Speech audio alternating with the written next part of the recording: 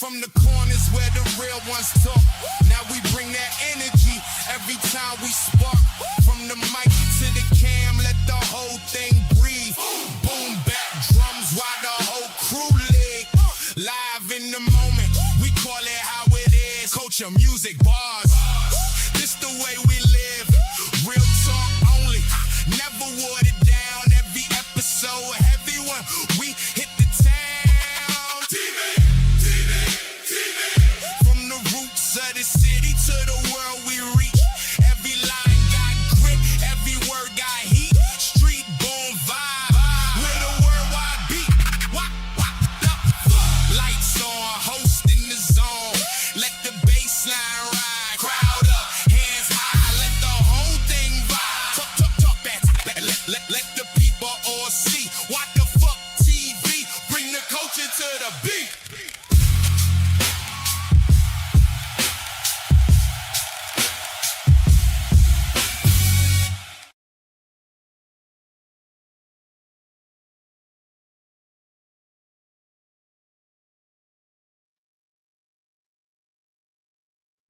Let's try that one more time. Yo, what up, what up, what up? I was on mute, and Yeah, I'm yeah. muted now. What's going on, everybody out there in the digital space? Welcome to another week, man. Another week of What the Fuck TV. Man, it's good to have y'all. Thank you for joining us today. You know what I'm saying? It's great to be here with y'all, and it's great for y'all to be here with us. You know what I mean? I know it is. Man, my name is Echo L Black. You know, 1/4 of the group check other. Be on the lookout for some of that stuff too, man. I know O was asking me a couple of weeks ago about it. You know, I might have some stuff coming soon. But welcome to the John. Echo L Black. I got my brother O, the CEO, the COO. The man eats Cheerios. The man is just, you know, the man is just man. He's the man of the hour. Oh, Mr. What the fuck himself in the building. What's up, my brother? How was your week? What's going on with you? Yo, my week has been hectic. Always hectic. Once again. Always hectic, man. Yeah, especially when let me not get into that. No. Let him know. Cause let him know. No, if you don't say that, I'm gonna say it. Always the creative mastermind behind a lot of what you see. Wow, you heard that, O? So that was beautiful. Yeah. So when you see O, if you ever come across O in any space or anything like that, in the socials of the medias and all that, give him his props. All right. Let him know if you liking the visuals. Let him know how you liking everything, because he is the mastermind. I gotta give him the props. And I'm still adjusting to this. So I said it before, so you ain't have to say it. Humbly. But you know, but work has been crazy this week. It's just project after project, meeting after meeting, and just trying to juggle everything around, you know, trying to give positive motivation and trying to push my brothers on. Yeah, and you're doing that. So big shout to you. We got my brother who don't Man, listen, man don't need no introduction. I'm gonna still give him one. You know what I'm saying? My brother from back in the day, both of these are my brothers Word. back in the day. Mr. Clásico, El Clásico. What's up, man? What's going on? Brother? How's everything?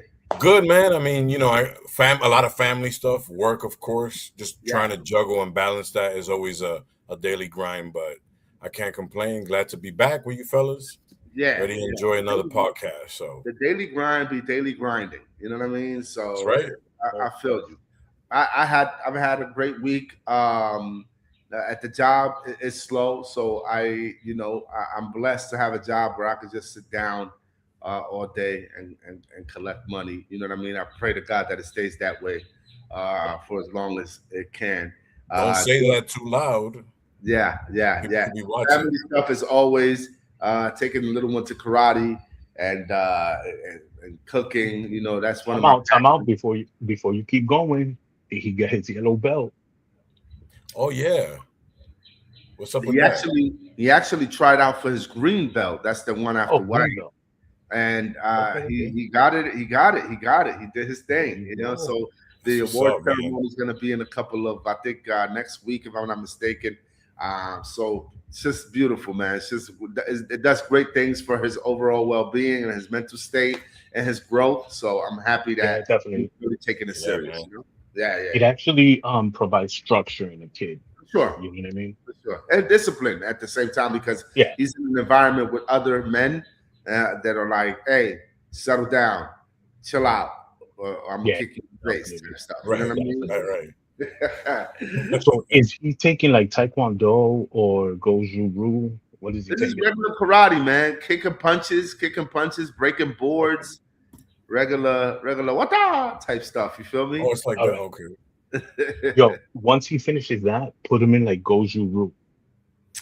Okay, we're gonna Look see. for that. We're Look gonna for see. that. He's interested in really seeing this through. He told us the other day that he would like to teach karate. So that was surprising to hear. We'll see. Kids change their minds 7 times a day.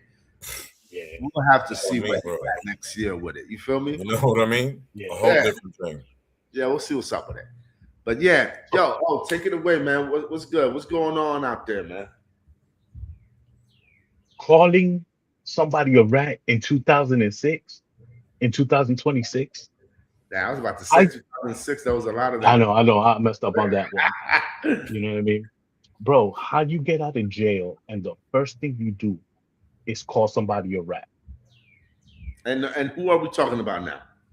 Now, we're talking about that Lil Tjay and Offset situation. Now, So there's okay. some rat allegations going back and forth. You know what I mean? There's some rat allegations, but dude walked out of prison and automatically you a rat. I think what's been going on, especially in the younger hip hop culture let me not say younger. I would say modern.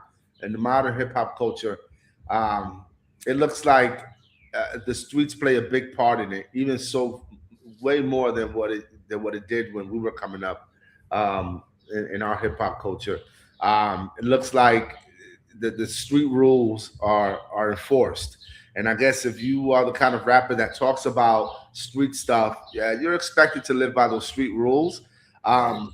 I really don't care. I'm a civilian, so if you shoot or get someone to try to shoot me or hit, I'm snitching, brother. You are going to go to jail. We're not going to be like, oh, I don't live by those same codes.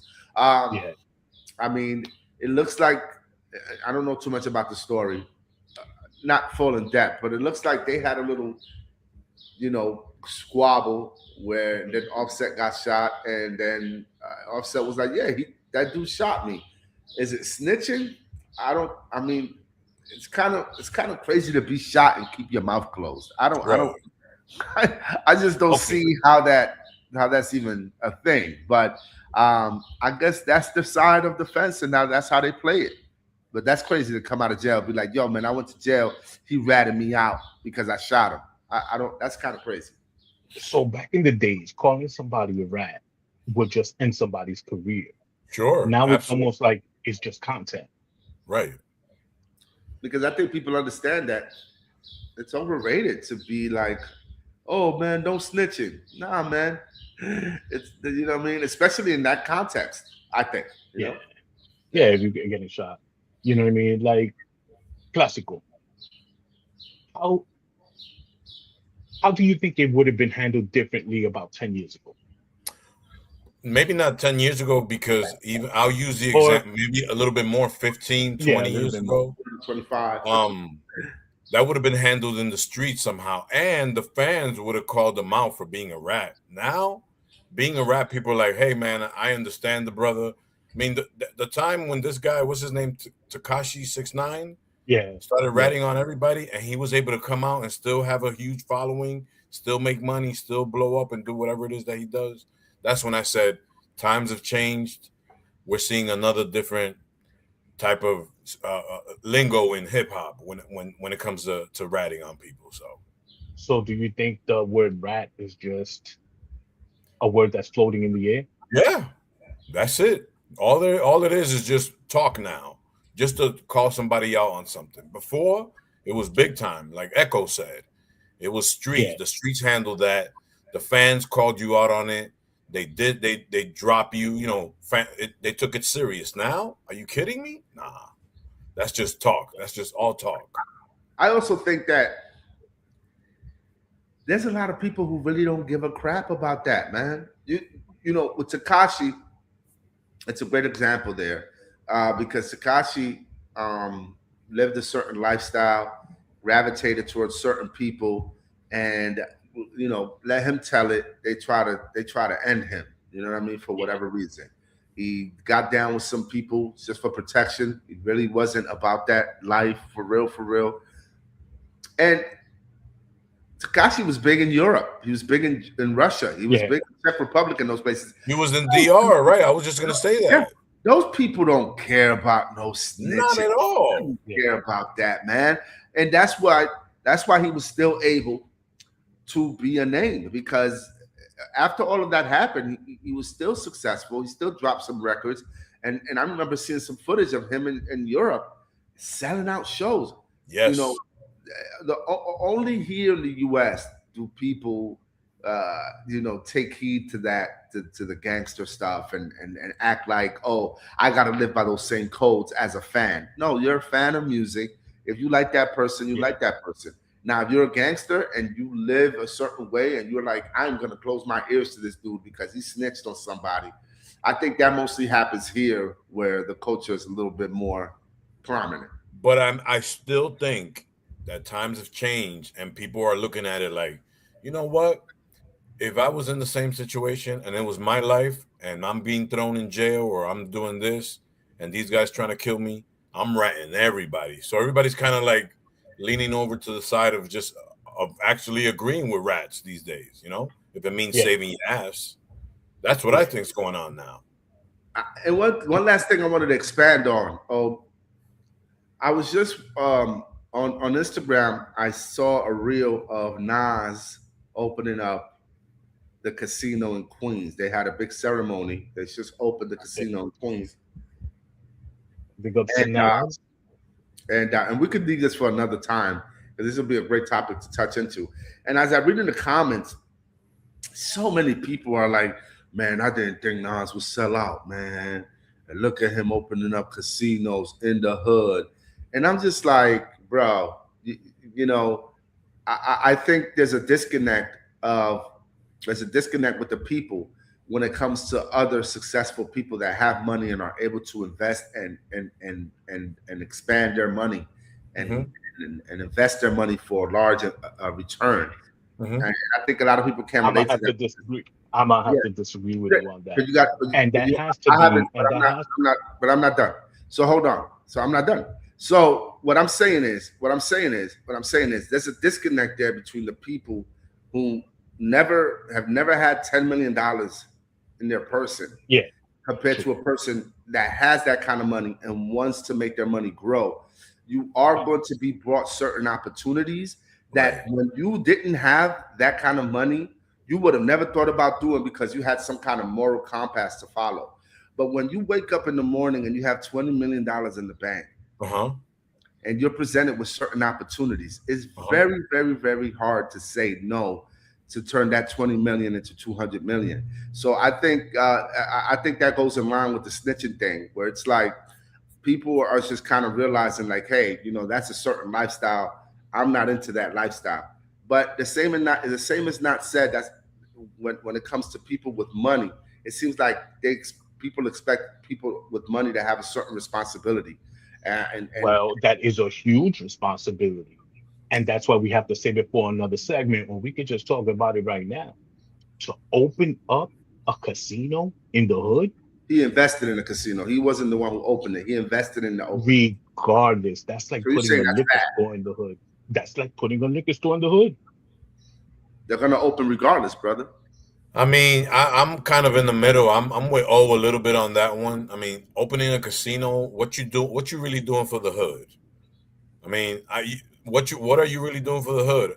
It's not, right. And I can't compare. I'm comparing apples to oranges, but this ain't a juice bar that Styles P and Chic Luke's is opening up in the hood versus casino. I'm with O. I see where O's going with his point of view there. Yeah, I think that at the end of the day, if that was Nas's only investment ever, I could understand that. But here's a person that he's promoted Hennessy almost for his entire career. Sure. He's opened up restaurants. He's actually done a somewhat retirement health plan in hip hop for older rappers. Which is another thing that goes. Oh, that's right. That goes under the table and it's obscure, and you gotta kind of like look at things from both sides. Again, if there is a group of people opening up a casino and they're looking for an investor and they need 20 million, and Nas has 20 million and he's promised a, I don't know, 25-30% increase return on his investment. I can see how that's lucrative, and I can see how he will go for that, especially when it's not the only thing that he has his hands on, and he's actually done admirable. Hold on, he's actually done admirable things. So another admirable thing is being a sponsor for Hennessy. You think the liquor's good in the hood too? You said he was a sponsor for Hennessy. Yeah, he's promoted Hennessy mostly. He's promoting Hennessy, but he's not in the hood actually selling it. Versus you opening a casino, it's a whole different ball game there. I don't know. Y'all both were talking at the same time. Give me your. Sorry, go ahead. Oh, my bad. Bro, what's the difference from putting a casino or promoting liquor to the hood? What's the difference? What's the good in it? The fact that, again, when you're presented with opportunities, you're going to think about it like this. If I don't do it, somebody else is going to do it. Okay, so for his pocket, not the hood. But what does he owe the hood? What does he owe the hood? What does he owe? What does Nas owe the hood? Bro, those are your peoples in the hood. What is he? They're going to do it anyway, brother. But what, the casino? Not by him. The casino, the liquor store, the corner bodega, all of those things are going to open regardless of whether Nas invested in it or not. Okay, but you're still going to condone that. Well, we all condone it because we all drink and we all gamble. So what are we talking about? We all condone that. The hood is gamble. The hood is no, but the hood does. And that's why the hood is. And that's why the hood is the way it is. Do you know that a casino is made for people to lose their money, not win money? There's no education going. Do you know that every hood you go to, Negroes are going to gamble regardless? Have you seen that in every hood there's always a liquor store, but you go to nice places, the liquor store is like a mile away? Right. What you mean? I'm a big. Well, go ahead. Explain. Explain that. Okay. Let's say you live in a fancy schmancy neighborhood. How far is your nearest liquor store? So it's a 5-10 minute drive versus right down the block. And in the right hood? down the street, right in the corner. Come on, man. That's a bigger talk right there. Okay. That's not just I'm gonna gain money from my pockets. You know what I mean? You're messing up the hood. So is the Indian man that opens up a liquor store in the hood, is he messing up the hood? But the Indian man is not from the hood. He's just trying to take advantage of those in the hood. That's the difference. So I think that's where always going with it. Oh, I don't want to put words in your mouth. No, But I that's where kind I of was see going. where with you're it. going. I see where you're going. I don't think it's a big deal, man. I think that we might think like that until we have an opportunity to invest in those things, and 9 times out of 10, you are going to invest in those things. That's where my point is. There's a disconnect between the people who don't have money to invest and the people that do, because the people that do have a certain mindset about how to invest, where to invest, and how to grow their money. But Because I think you're misconstruing the effect it has on the hood versus you just being a millionaire having the ability to invest and grow your net worth. that's In what I'm this saying. case, I think when you are a millionaire, sorry to cut you off, I think when you are a millionaire, those I got to put on for my hood thoughts go out the window when you're given the opportunity to grow your money as an individual. You understand what I'm saying? All that morality. Oh, sure, but there's so many opportunities that And don't. he's done that. I think he's done other things too. He's opened up restaurants. He's done this. He's that. You know what I'm saying? Isn't he tied to the Ring camera stuff too as well? Investments in Ring. He's a venture capitalist. Yes. Right. So he's But a the thing is, somewhere else. if I He could venture recall, somewhere else. Why Why doesn't he venture in putting programs in the hood then? Right. That's what I'm. Listen, and I'm a huge Nas fan. I just think that he's being a little hypocritical. I remember Nas turning down money at one point from Heineken. Can we say that on here? From Heineken, saying that it was a bad influence to the hood. Then years later, he accepted the ad to be a spokesperson for Hennessy, and now he's doing this. So, yeah. If I got 30 million and you tell me, yo, listen, we're doing this thing with Hennessy, we want you to be a sponsor. This is how much we're paying. And I'm saying no, and then I go to the hood and everybody's drinking Hennessy, I'm gonna feel crazy. Because at the end of the day, brothers are gonna do what they're gonna do. They're gonna do what they're gonna do. Now, if you ask me as a millionaire to invest in private prisons, I think that's deeper than all of that. Because now you're in what? Dude, I don't know. I just think that's the same thing as casinos. The same people that are drinking, going to a casino, are going to end up in the same prison that we're talking about. Okay. Right. So don't invest in that. You got 50 mil. Somebody comes to you. You're not investing in liquor stores. I'm not going to invest in damaging the hood. Right. Okay. I'm going to invest something that's going to grow the hood. Okay. Yeah. Look at the difference. Liquor stores, casino, the Barclays. Come on, man. That's a different type of investment right there. Okay. That's a different type of investment. Barclays is putting money back into the community. It's creating jobs. Okay. Casinos are taking money away from the hood, basically. You know, that's the casinos number one. They have to employ people as well, right? But I mean, what's more of a detriment to the hood? What's more of a positive versus negative? The detriment money they're taking away, or employing their payroll, employing the community. So I don't know. It goes both ways. Casinos hire people too. You know what I mean? I have a cousin. You're doing more damage economically. You're doing more damage to the hood. It's like the lotto. But the lotto is going to exist. Casinos are going to exist. You know how many people go to Atlantic City from New York? Okay. Hold on. Let me ask you this. You don't think the people that like to gamble would like a more convenient location so that they don't have to go all the way to Jersey to go gamble? Sure. But do you put a liquor store on the same block as an AA office where Alcoholics Anonymous? The liquor store thing is one thing. Casinos, though. Because y'all saying it's kind of crazy for him to invest in a casino in the hood. Do you know how many New Yorkers go to Atlantic City to gamble? A lot of them. Yes, a lot of but them. You don't do it in the hood. You don't make it. You don't put in an area. You don't open a crack house in the hood if you're trying to help the hood. You can't compare crack house. Tell me, the crack house is an hour away. The crack house is an hour away. You want to get your crack going out, but you're gonna invest in something that's gonna affect your hood negatively, ain't no casino positive in any way. Doesn't matter whether it's in AC, whether it's in Vegas. No casino is positive for the person. The casinos are there for one thing: to take your money. That's your take. But casinos are legal. He's not opening up anything illegal in the hood. He's opening up something that people are known to do. But we're not travel talking far about to do it. Therefore, hold on. They travel far to do it, and now he's put in a convenient location somewhere that's more accessible. Convenient. I don't more accessible to take their money.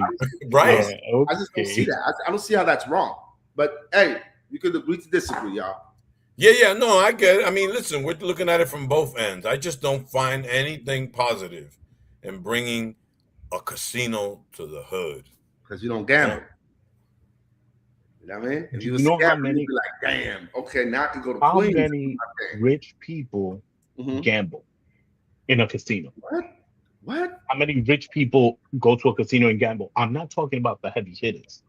Because that circle is small, the ones that play, blackjack and actually win money, right? And actually win because they know the system. I'm talking about how many people just go to the casino just to play slots.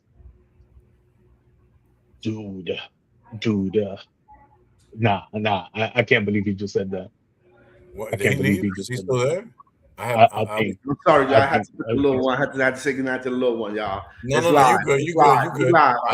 I had my head down. I was looking down. I was like, oh, he left. I think the little one just put you in your place. But anyhow, let me tell you. So, are we at the point where rappers can't even diss anybody on record without lawyers getting involved? Oh, gosh. Are we at that point? I hope not. Well, it's at that point.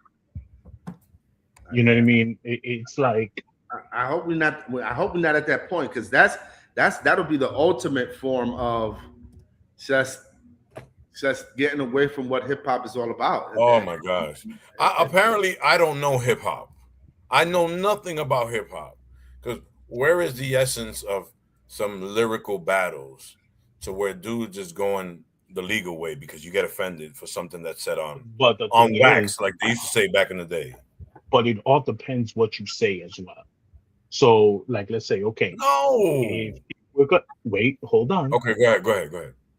If you're going to diss me and say a couple of things, okay, I'm fine with it. But when you say things with little ones, you know what I mean? I think that's where it gets a little sensitive. You know what I mean? I don't know, man. Go ahead, Echo. With the Drake and Kendrick issue, it was a little bit deeper than that. I think Drake was saying that the record label was pushing Kendrick, to get him out the picture and things like that. It wasn't more.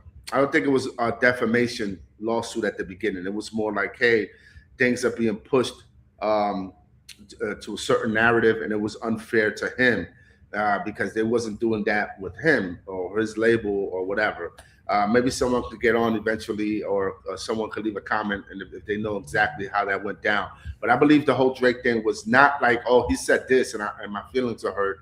I think it was a combination of things, and then he might have mentioned that there was some kind of defamation in there. On Bro, that song that he did in the Super Bowl. Mm-hmm. One of the biggest songs that he did in the Super Bowl. Not like us. They're not like us. Yeah, he mentioned somebody underage. Well, yeah, he mentioned that Drake was a pedophile. So now we're talking about dudes getting crazier things have been said, bro. Crazier things have been said in hip hop. I'm sorry, oh my God, that's what I'm saying. Like, where are we going with hip hop? Dudes is lawsuits. Lawsuits, bro. Remember, it's a different generation too. Right. This generation that we're dealing with is way more delicate than what we are. Use it sensitive. You know what I mean? Delicate, sensitive, soft. So if nowadays, if you could sue for that, that's what people are doing. Oh my God, I cannot believe. You imagine Biggie suing Tupac for Hit 'Em Up? Oh, you said something about banging my wife. Yeah. So I'm Yeah, thinking, but are you kidding me? banging a wife is much different.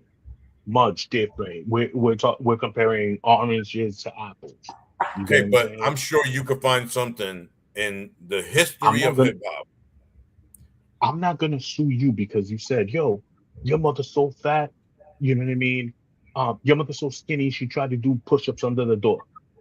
You know what I mean? I'm not gonna sue you for that. But when you're saying that I'm a pedo, bro, that's my career on the line, bro. Nah, man. The only way I'm gonna be offended that you say something like that is if I really am. So if you ain't, then the fact that you go in lawsuits and going that far goes to tell me something funky's going on and you a sensitive ass. So Drake is whack. Anyways, I said it. Drake is trash. Rap hip hop today is soft, Okay. big time. Sorry, Okay, old head speaking. so there's no limit onto what can be said. Why? I mean, isn't that what hip hop is? Now we all sensitive. Now all of a sudden I can't. I mean, dudes was making fun of. Wasn't cannabis making fun of LL's kids at one point, And she right? called him he called him a cokehead too. So now all of a sudden words. Oh, now we're offended. Oh my gosh. Nah, man, I can't listen. I can't. Where's the button? I'm out of here. No, I'm not gonna. Remember, like last week, I'm out. I cannot with hip hop today, bro. This is the Word. hard part. Like, bro, rap, like, really? Mm. Lawsuits. I mean, can you imagine in 1995, in the cusp, the mecca of in New York, listening and you say 20 years from now, rappers is gonna be suing each other because they get offended by words. Really? Hey man, it's a sign of Sorry, I'm losing it today. I'm the ready to times. talk. Sign of the times. Yeah. I don't think that this is going to be a trend in hip hop where you're going to see lawsuits for every battle. I hope not. So to answer your question, the big question that you asked, is hip hop moving in that direction? I don't think it is. I think these are two major artists with a lot to lose with this battle, and it got and to on one side they felt it or he felt like it got a little bit out of hand, and I think it was more of like, hey, the algorithm is pushing this artist, and it's purposely being done to damage me. And I think that's what Drake felt, and I think that's what the lawsuit came about. I hope, and I don't think wholeheartedly that it's going to be a trend. I don't think so. All right. So hip hop just made another billionaire. Um, but is that what the culture is about now? So it seems Dr. Dre has hit the billionaire club. I'm surprised it took him this long. I thought he was already. I thought he was. Maybe I misunderstood before, but I thought with the sale of the beats that he was already a billionaire. Or am I wrong in understanding Maybe that? he got close to it. Maybe we need to Okay. check. Maybe he got close, yeah. But Yeah. this is just like Um, brand new, he hit the club. Now Okay. what's next? Now what's next for hip hop? Is that going to be the threshold? That's going to be. I hope so for brothers in the game. I hope so. I think that we now celebrate artists becoming billionaires. How about record execs and record label owners? That don't do anything but kind of. I'm not gonna say they don't do anything. They obviously run the operation. They really control all departments. They're CEOs, right, and they're owners. So they do have a job to do. But for the longest time, the narrative has been these brothers have been getting jerked while these execs have been reaping all of the benefits. I think that if you're a brother and you're becoming a billionaire of this art form, I'm all for it. I think someone like Dr. Dre deserves it. He's a great producer. He's a great engineer. He knows about sound, and he's put a lot of people on.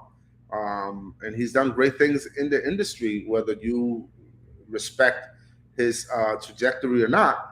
he's been in the game for a while. So if I'm seeing someone that I've seen since I was 10 years old, 9 years old, um, doing records, I would hope that if they're still doing the same thing 30 odd years later, um, that they are reaping the benefits. I like to see that more so than a Tommy Mottola or any other example, Clyde Davis. I'm all for it. Or Leor Cohen. Leor, you know what I mean? Yeah, I just want to say one thing.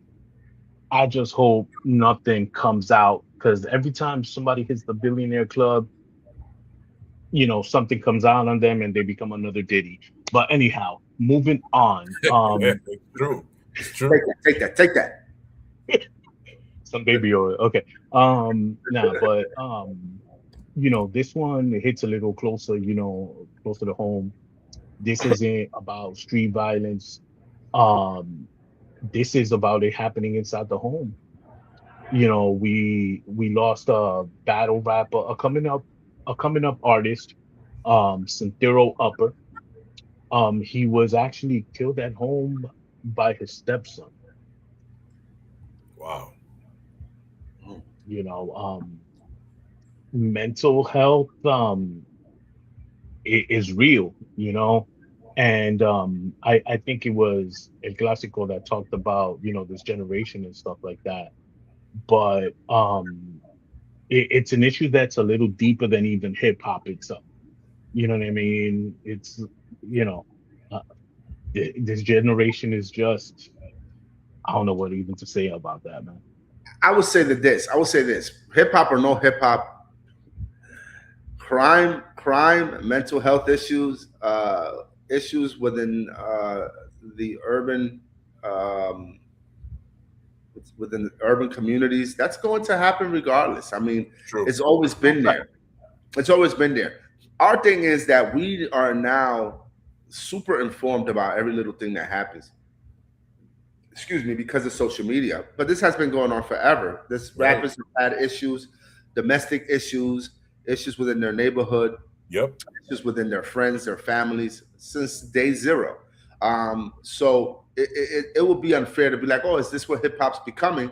No, it's the fact that we have these people that are coming from poverty, coming from nothing, and they have families that are that are in the same boat. And they have issues, they have arguments, they have disagreements. And I think that that's what's going on. And now we are able to see it in real time because we have so much access to information. But I think it's always been a thing.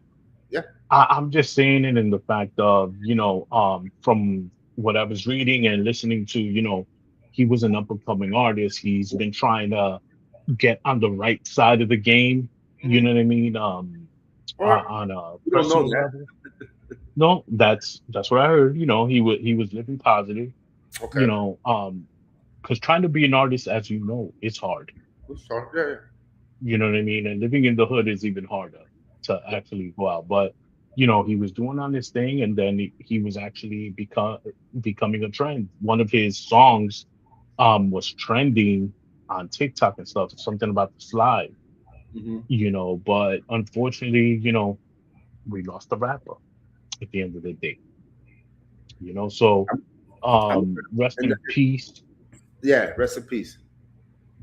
Rest in peace in Arrow Upper, and much love to the family. Our condolences. Another rapper that passed away recently. He's a battle rapper, Fox 5. I believe Fox 5 is from the Bronx. He was an older cat. He never really made it to any big stages in the URL or anything like that, but he was known amongst his peers. I believe he died under the hands of actually law enforcement. I might be wrong on that. I'm trying to get back into battle rap news. I've been uninterested for a while now, but anyway, rest in peace to Fox 5. I know the people that follow battle rap religiously know about Fox 5. He was a talented MC, but he never really made it to the big stage.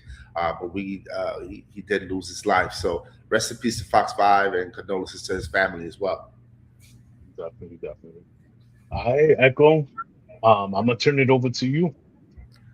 Yo, listen, man. At the end, I just want to say,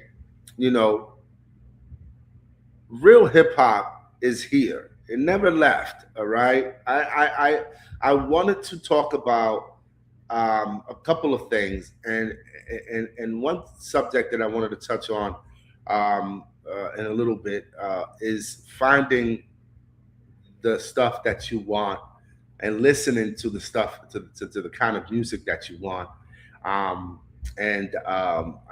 think we get caught up so much in having music being brought to us instead of us looking for the music. I wanted to talk about my album of the week that I was lucky enough to listen to, spend some time with. I wanted to highlight this album in particular and highlight these artists who have been doing it for a while. The album that I was able to review this week is I'm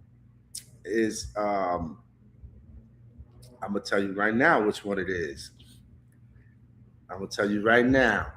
I guess that gambling spot got you a little nervous today. It's That was a good topic, though. Great topic. yeah, for sure. Hold on, brothers. Hold on. Yeah, the album that I wanted to talk about today in particular is Blu Exile's Time Heals Everything. Incredible album. I don't know if everyone's familiar with Blu Exile. Blu made his debut. He's been doing it for a long time now. He's actually been doing this since he was 19 years old. He is from LA. And at 19, they said, it's been said that Blu was already selling out, shows in LA as a youngster, selling out. Yeah, at 19, he was already selling out, the House of Blues, the Knitting Factory in LA. If you got a time to dig him up, read his Wikipedia page. It's pretty dope. Has a lot of information. I did, yeah, really a lot of good info. Yeah, he collaborated with a lot of crews back in the day. Infinite Legacy crew, Slum Village, Ill Flavor crew, LA Metro crew, Bridgetown Steel crew, all of these local crews from LA that you've probably never heard of. But he was a big collaborator with them. And then in his own right, he almost signed to Death Row Records. He walked away from that deal. And if you really want to get an in-depth look at the artist, I recommend that you watch the What You Thought podcast. I think that's Talib Kweli's podcast. He had both Blu and Exile, excuse me, on there for their latest show, and they chopped it up for like an hour on their come up and how they got together. Exile is a DJ / producer, also from LA. Who had a crew with another incredible MC from LA named Aloe Black. They came out with their first album as the group Emanon. In their first album dates back to 1995. So they're not new to this; they're true to this. Exile is this white cat from LA. My boys and I have really enjoyed Exile for a while. He is an incredible producer. His beats are phenomenal. He uses a lot of, it's very interesting the way he chops his samples, the way he puts things together. These two artists were doing their own thing in their own right. Then they met up around 2005, I believe they said. And by 2007,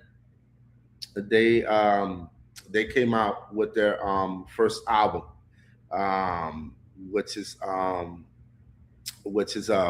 the Heavens. A great album. I enjoyed that album. I remember when I had just moved to Houston, we played that album a lot. It's an incredible album. I just wanted to give you guys a snippet, kind of bring you down the timeline of what these brothers have been doing. Good stuff, man. Good stuff. Yeah, and then I'm gonna come back and talk about the album and give you my thoughts and then let you know the tracks that I'm feeling on the new album. Like I said, it's a phenomenal album. It's just like every other album. Blu and Exile, this is their fifth album together. Their first one was in 2007. I'm not going to name all of their albums. I really want you guys, the listeners, the viewers, to go out and do your own digging and experience it on your own in all streaming platforms. Their stuff is there. So I just wanted to bring light to them a little bit and kind of let you know where I'm at with this album. If you got that snippet, man, play it so that people can hear some of the bars from Blu throughout the years and know that he's a serious MC. And E from the beats, E is dropping, got your beats, E's dropping, and the world keeps watching them. See y'all. I see him checking out the scenery. They seem to be jocking him. Chicks scream his name out from the bleachers like they proud of him. The middle fingers twist up and wings. Side of the human being, lift up, the L takes form. My enemies get hit up with a big ass W for the win, cause we winners, a child blessed from the wild in this world. Even if they drop bomb in this world, Xavier died in this apocalypse world. The G.O.D's in me, I see that I am not from this world. You can tell the way the prayers get forgotten in this. Yeah, that's more of the vibe they're on.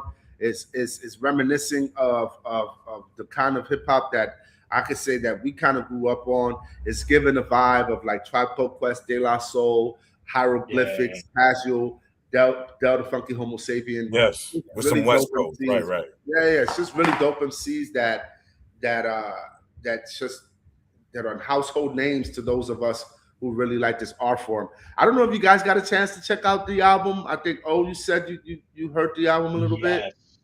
I heard what you said, and I was already like, wow. Yeah. I'm going to sit down and actually enjoy it in the car. Yeah, you should. They want to talk to you about it because, as you know, it's hard for me to enjoy music and lyrics at the same time. Sometimes I just vibe to the music and then forget about the words. Now, that song that hit me was the one that started out with the choir. I wanted to talk about that a little bit too. So go ahead. What do you think about that? You know, I was able to listen to all of the words, and I wanted to bring it up to you. So, since I am musically inclined, was it the way? So you say. Well, go ahead. I'm musically inclined. Bro. Here we go. Come on, you say so. So, by the way, you took him off his mental track right now. Yeah, for real, bro. You know what I mean? I'm still thinking about the casino and stuff. You know what I mean?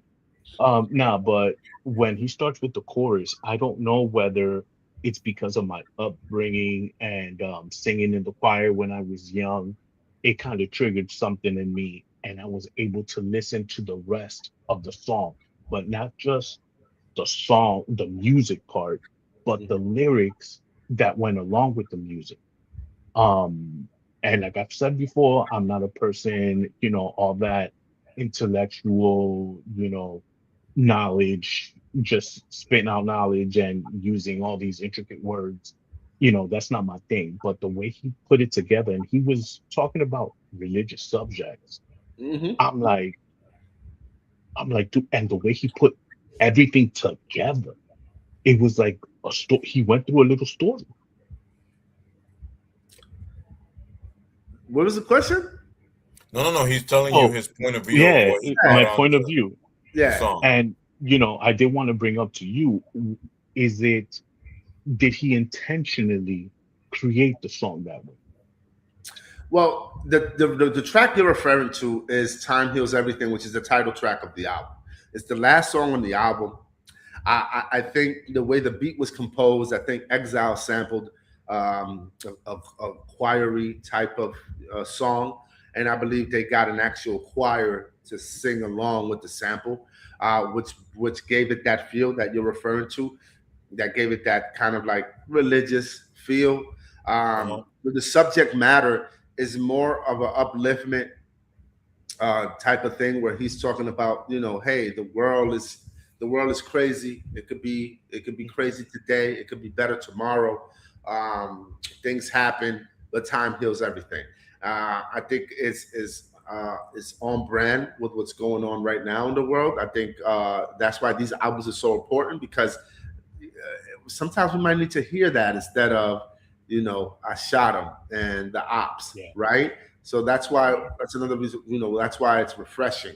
It's an intentional. Of course, it's intentional. This is how Blue has always been. He's the kind of rapper that's going to give you an edge, a street edge, because he's from LA, and he might be affiliated, but he also is one of those artists that has promoted that it's okay to have a good head on your shoulders and not be a gangster, and that's always been Blue's theme, and the way he gets down. Time Heals Everything. That's the title track, like I mentioned. Awesome. Other tracks that I think are awesome on the album is the intro. Blue has always been very incredibly dope when it comes to doing the intros for his album. He always kicks it off great. He always lets you know what the mood is going to be for the album. Incredible joint for the intro. Other songs that I love on there is Crumbs. He touches on it's a social commentary joint where he talks about what people would do for money. Great track on there. Again, Blu Exile's production is immaculate. I Don't Rhyme is an incredible song as well. The beat is one of the grittier ones on this album, and Exile just goes crazy on the scratches on this album, which is something that is a lost art form now in hip hop. Yes, the DJ is not included. I believe Jay-Z was talking about this in the interview that he had about a month and a half ago. Which track was this? This was called I Don't Rhyme. I got it. Okay, I got it. You know what I mean? And got busy on the scratches, and it's one of the grittiest tracks on the album. Check that out. The other one is TSOD. Time is short. I don't know what the abbreviation means, but this one is featuring Black Thought and Mac Hami. If you don't know Mac Hami, that's probably somebody I'm going to talk about eventually on the show. Mac Hami is, I think, a rapper from upstate. He happens to be of Haitian ethnicity and is incredible. And Mac Hami actually has a collaborative album coming out with Black Dog, which is dope because they are kind of like very similar in style. They were featured on this track called TSOD. Dope track. I didn't like Blue's beginning on this. I'm gonna be totally honest with you. You guys let me know how you feel out there. Press. Give us a like, press subscribe. There we go. Let us know how you felt about that. Of course, Black Dog came through, and like I said, Mac Hami is an incredible talent as well. Dope track. And lastly, Time Heals Everything. Those are my standout tracks for this album. I highly recommend it. I give this album a 7.8 out of 10. And you might say that's a low score compared to the way I've been talking about the album. But I'm the kind of person that I like to go back and listen to an album, while I'm going through different things. I'm a big believer in listening to albums while you're going through different feelings and emotions. Because you might hear the album a certain way one day and a different way another. It definitely has that replay value, so it is something that I'm gonna go back to. But as it stands, I give the album a 7.8. Let's see, I'll round it out and give it an 8 out of 10. I recommend that you go back. Like I said, this is their 5th album together. Their last one was in 2024, which I played a little bit of. That last album, Love, The Ominous World, is a great album as well. But this one is really dope. Highly recommended. And that is my album review of the week. If I could just say something real quick. Go ahead. All right. What would have made the album in your book a 9 or a 10? Again, this is first listen. And like I said, I am the kind of person that I'm not scared to go back to an album, especially if it has replay value like this one.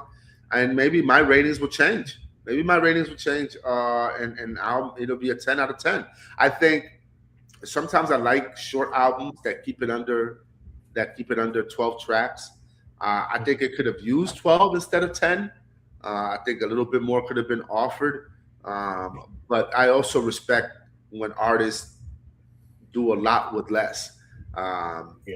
You know, sometimes you say more when you speak less, and I think that's something to be said about this album. So I really can't answer what would make me give it a 10. I just know that that's the way I rate the album on a first listen basis.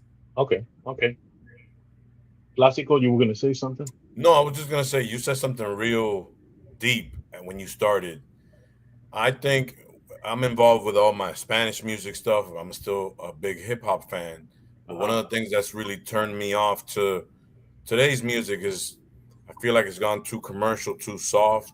And then you said something that's real. It's like good hip hop is really out there. You just got to know how to look for it. So I do always appreciate your segments because I'm always looking at you. You're like, hey, you got to listen to this album, even off the air. Yeah, And I'm like, good stuff, man. I ain't gonna lie, man. I'm a fan of this. So for real. yeah, yeah. I and that's what I was gonna touch on as well. Um, um, Towards the end of my segment. But to continue going down that same path, I wanted to highlight um, another group for my international artist spotlight of the week. Man, you Okay, know, okay. man, listen, uh, I just got to say that Dominican Republic has something to say. You understand what I'm saying? When Damn it right. comes to Dominican hip hop, has something to say. Now, I'm gonna try not to be too long-winded, but we all know the genre that's taken over DR right now. What everybody has known DR for in the last, we could say 10 years, right? Which is Dembow. But it's important to say that before Dembow was the dominant genre. Hip hop did have its history in DR in a way where there have been some spitters throughout its time in DR when it comes to hip hop that have been incredible. They've been incredible, dope lyricists. But I wanted to point out that there's also been a sub genre of hip hop in DR of of these cats that are doing hip hop or rapping very similar to the underground style that we've known as New Yorkers, as the uptowners. Right, right. Um, I've always criticized Dominican hip hop because it's always sounded too commercial to me. A lot of the beats that, especially when it comes to the music, not the rhymes, more so the music. I feel like the producers in DR never really took the time to, or at least the stuff that became popular in DR as far as hip hop was very punchy. When I say punchy, I mean like non-sample based, a lot of like punchy sounds. Generic, generic, generic. Dun, dun, dun, dun, dun, dun, dun, instead of being more sample based, like what we may know, like as a Mob Deep or a Wu-Tang Clan. But under the surface, there was a movement going on, and there has been a movement going on in DR of that kind of music. And this group embodies that. This group is, to me, one of the more incredible things that I've stumbled upon in the last couple of months. I came across these cats just scrolling on Instagram, and I'm happy I did. My algorithm And led you me, put me onto it. yeah, man, the algorithm led me to them. The algorithm led me to them, and this group is called Latin Guayza. Uh, these dudes are a collective. Just learning a little bit more about them, I came to find out that they've been out for a while, and that's just now coming together with their visuals, their tracks, certain projects on the way, and I enjoyed knowing about that because it showed me that they were taking time to perfect their craft before they unleashed themselves into the world. And they're in a market that's very, very, very hidden and very fragile and very not even forgotten about, but unseen, Yeah, yeah. because DR doesn't really. They like the commercial stuff, man. But they also have a culture out there of people that love the hardcore stuff, and these guys bring it. I want to give you guys a bit of an introduction to what their sound is like, and then I'll come back and let you know why you should listen to them, and why you should continue to listen to them, and why I'm going to continue to listen to them. Let's do it. Let's do it, man. Latin Guayza. Que tocan instrumentos, o era Fontaine, que te he visto con guitarra y vaina. Son todos, háblame de eso. Sí, yo soy el que toca guitarra, pero el Hotix le mete a la primera, segunda y tercera. ¿Cómo? Y yo produzco y el Hotix también produce. Habemos 3 productores, el Set, Hotix y yo, que somos los productores de Latin Guayza, como quien dice. Pero yo toco instrumentos, toco piano, produzco también, idea para video. Hay que hacer de todo en esto, marketing, estrategia, manager. Claro.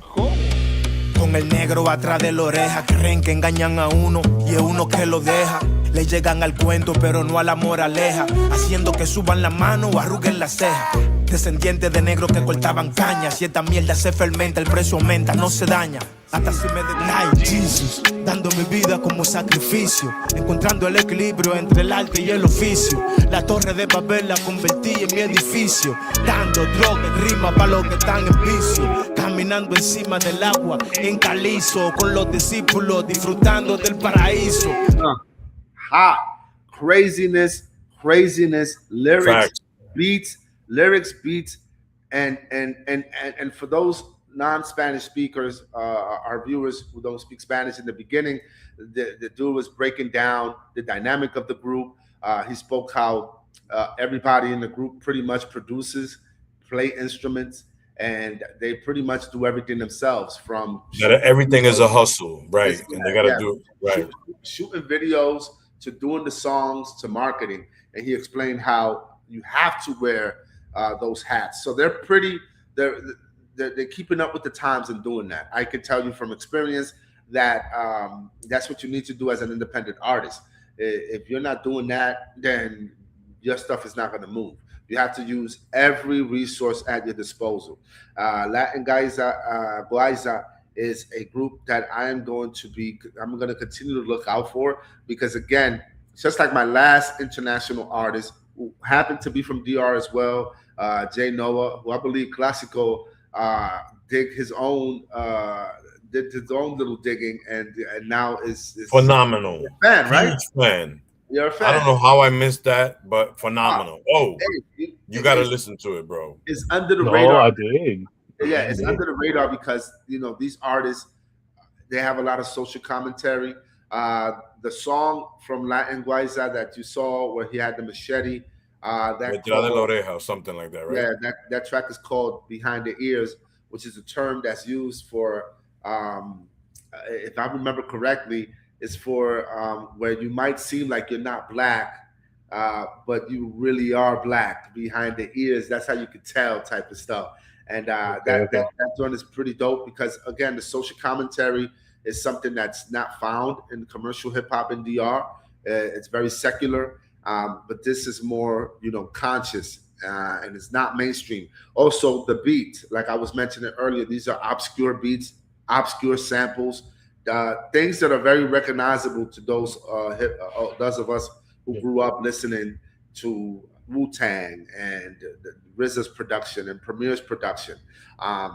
So I highly recommend that you look for them and follow them if you're into that kind of stuff. Even if you don't speak English, I've never been the kind of cat, sometimes I don't have to understand the lyrics. As long as the vibe is there, I know it's something that I would appreciate. Even if I did understand the lyrics, I would follow it. So that's my international artist spotlight for this week. How do you guys feel about that group? What you guys have heard so far? Your thoughts? So let me tell you, that first track, it gave me a vibe of Calle 13. Okay. You know what I mean? If you want, can we bring up the video one more time so I can tell you? Which one? Detrás de la oreja? No, the first song that they did. The video. Oh, okay. I see. Yeah, the first video. Let me put it back. Let's run it back one time. Que tocan instrumentos, o era Fontaine, que te he visto Guitarra, pero el Hot mete a tercero y el Hot y yo, que estamos piano, produzco en esto, marketing, manager. Engañan a uno y la oreja, creen que engañan a uno y es uno que lo deja. Le llegan al cuento pero no a la moraleja, haciendo que suban la mano o arruguen la ceja. Diente de negro que te caña. Si esta mierda se el presumenta, no se daña. Hasta si me den. So that to me gave me some Calle 13 vibe, the way they speak about the history, you know, and stuff like that. So that's what stood out to me. I could see and that. I'm able to listen to them. See that. I'm able to listen to them because I was a Calle 13 fan. You know, I am a Calle 13 fan, and the way he spits, you know. Yeah, that's a great point. On the second beat, that sound that's going backwards, I haven't heard that kind of beat being made for a couple of like decades now. Yeah. Okay. So that's a sound that you gravitate to. Yeah, that sound it hit hard. And now I know Classico is a little bit more in tune. Lyrical. Okay, so what do you think? So I replayed that the Tralo Oreja one, and I was so pleased with the storytelling aspect of it. It was almost like a movie. If you watch the whole video, it's literally almost like a movie. Check it out. Is it three? Well, I think 3 of them rapped, not all 4, because one of them is a producer. Am I right? Or am I? No, the dude that was talking about, he produced. He was the one in the video. All I know is that all of them were like telling a story, and I'm like, damn, these dudes is really spitting. Mm-hmm. It's not like just words, you know. I mean, wordplay is one thing, but telling a story, that's what I caught on. The lyrics, and I must have played that one song like 10 times. You texted to us. Yeah. Like, holy shit, this is good stuff, man. Yeah. So that was my thing. And again, I want to let people know that this has existed in DR, and it just hasn't been brought to the light of day. One of my biggest criticisms of people like Alofoke, even when Alofoke wasn't Alofoke and it was just a Facebook page, I remember that Alofoke used to really just promote the kind of hip hop that everybody knows in DR. You know, and big shout to the Godfather, Lapis Consciente. We can't go around it. Lapis is the godfather of Dominican rap. That's my dude. Imagine if Lapis would have rhymed over beats like this early in his career. Maybe he would have not been the artist that he is today. As far as maybe I would have listened to him. No, maybe you know what I mean. So it might have worked for him. But I believe in balance, and I believe if you are an MC, you should try to rhyme over different beats, different BPMs, beats per minute, different samples, just because it pushes your writing, right? It pushes your writing and it pushes your creativity. But again, nothing to take away from those kind of MCs that done it that way. But I just wanted to bring light to those MCs who did it a little bit more, grassroots style of hip hop with the sampling and stuff like that. I'm gonna also talk about. I might have to come up with another segment just for DR rap. Because I feel like I don't want my international spotlight to only go to Dominicans, but it is what it is. I am going to be bringing forth other artists that are in that same lane. So look out for that. Stay tuned. I'm going to always talk about some wild fire stuff that you probably have never heard. And hopefully that inspires you to go and find out about these artists and learn about their artistry. Lastly, one of the ways that you can do that, if you are a member of a streaming site, is using the algorithm. I forgot who it was. I think it's a couple of my friends I've heard complain about, the fact that the radio doesn't play much real hip hop anymore. Is the radio dead when it comes to real hip hop? I think yes. I think it's been dead for a million years. Coming up, I know large radio stations, radio syndications. They used to have little underground segments. They used to have DJs that used to come on and used to play the stuff that never really got played in daytime. So at nighttime, you will listen in, record your tape, looking for that real. We don't even have that anymore. They probably do. I just don't listen to the radio. I am a person that believes heavily on the algorithm. I am a member of Apple Music, and one thing I like about the streaming sites is the fact that you can work your algorithm and be your own radio. You know what I mean? Um, I use my phone. That's what I use to play and save music. And one thing the algorithm is going to do is going to suggest music based on your listening habits. Um, if you play multiple genres of music, the algorithm will suggest those multiple genres. But what it will also do is, um, give you suggestions based on what you've been listening to. So I encourage all of my brothers and sisters out there to get more familiar with the algorithm on your streaming site and start creating playlists for yourself. It might take a little bit of time, but I highly recommend it because it would get rid of the the frustration of you not having access to the kind of hip hop that you like. They have a whole bunch of playlists on all of these streaming sites that focus on certain genres. My thing, I like technical MCs. I like obscure beats, sample based stuff, a la Griselda, a la Flea Lord, a la Benny the Butcher, Soprano Family, SD Nag. Big shout to everybody in Massachusetts. Al Davino, them cats, Body Rock. I mean, these are names that you probably never heard, but they're out there. They're out there producing great music. And if that's what you like, that's great. And the good thing about that is that you could turn the setting off. You could turn it to where algorithm doesn't suggest any music for you. I think some people find it annoying and they want to really just do their own thing, all manual.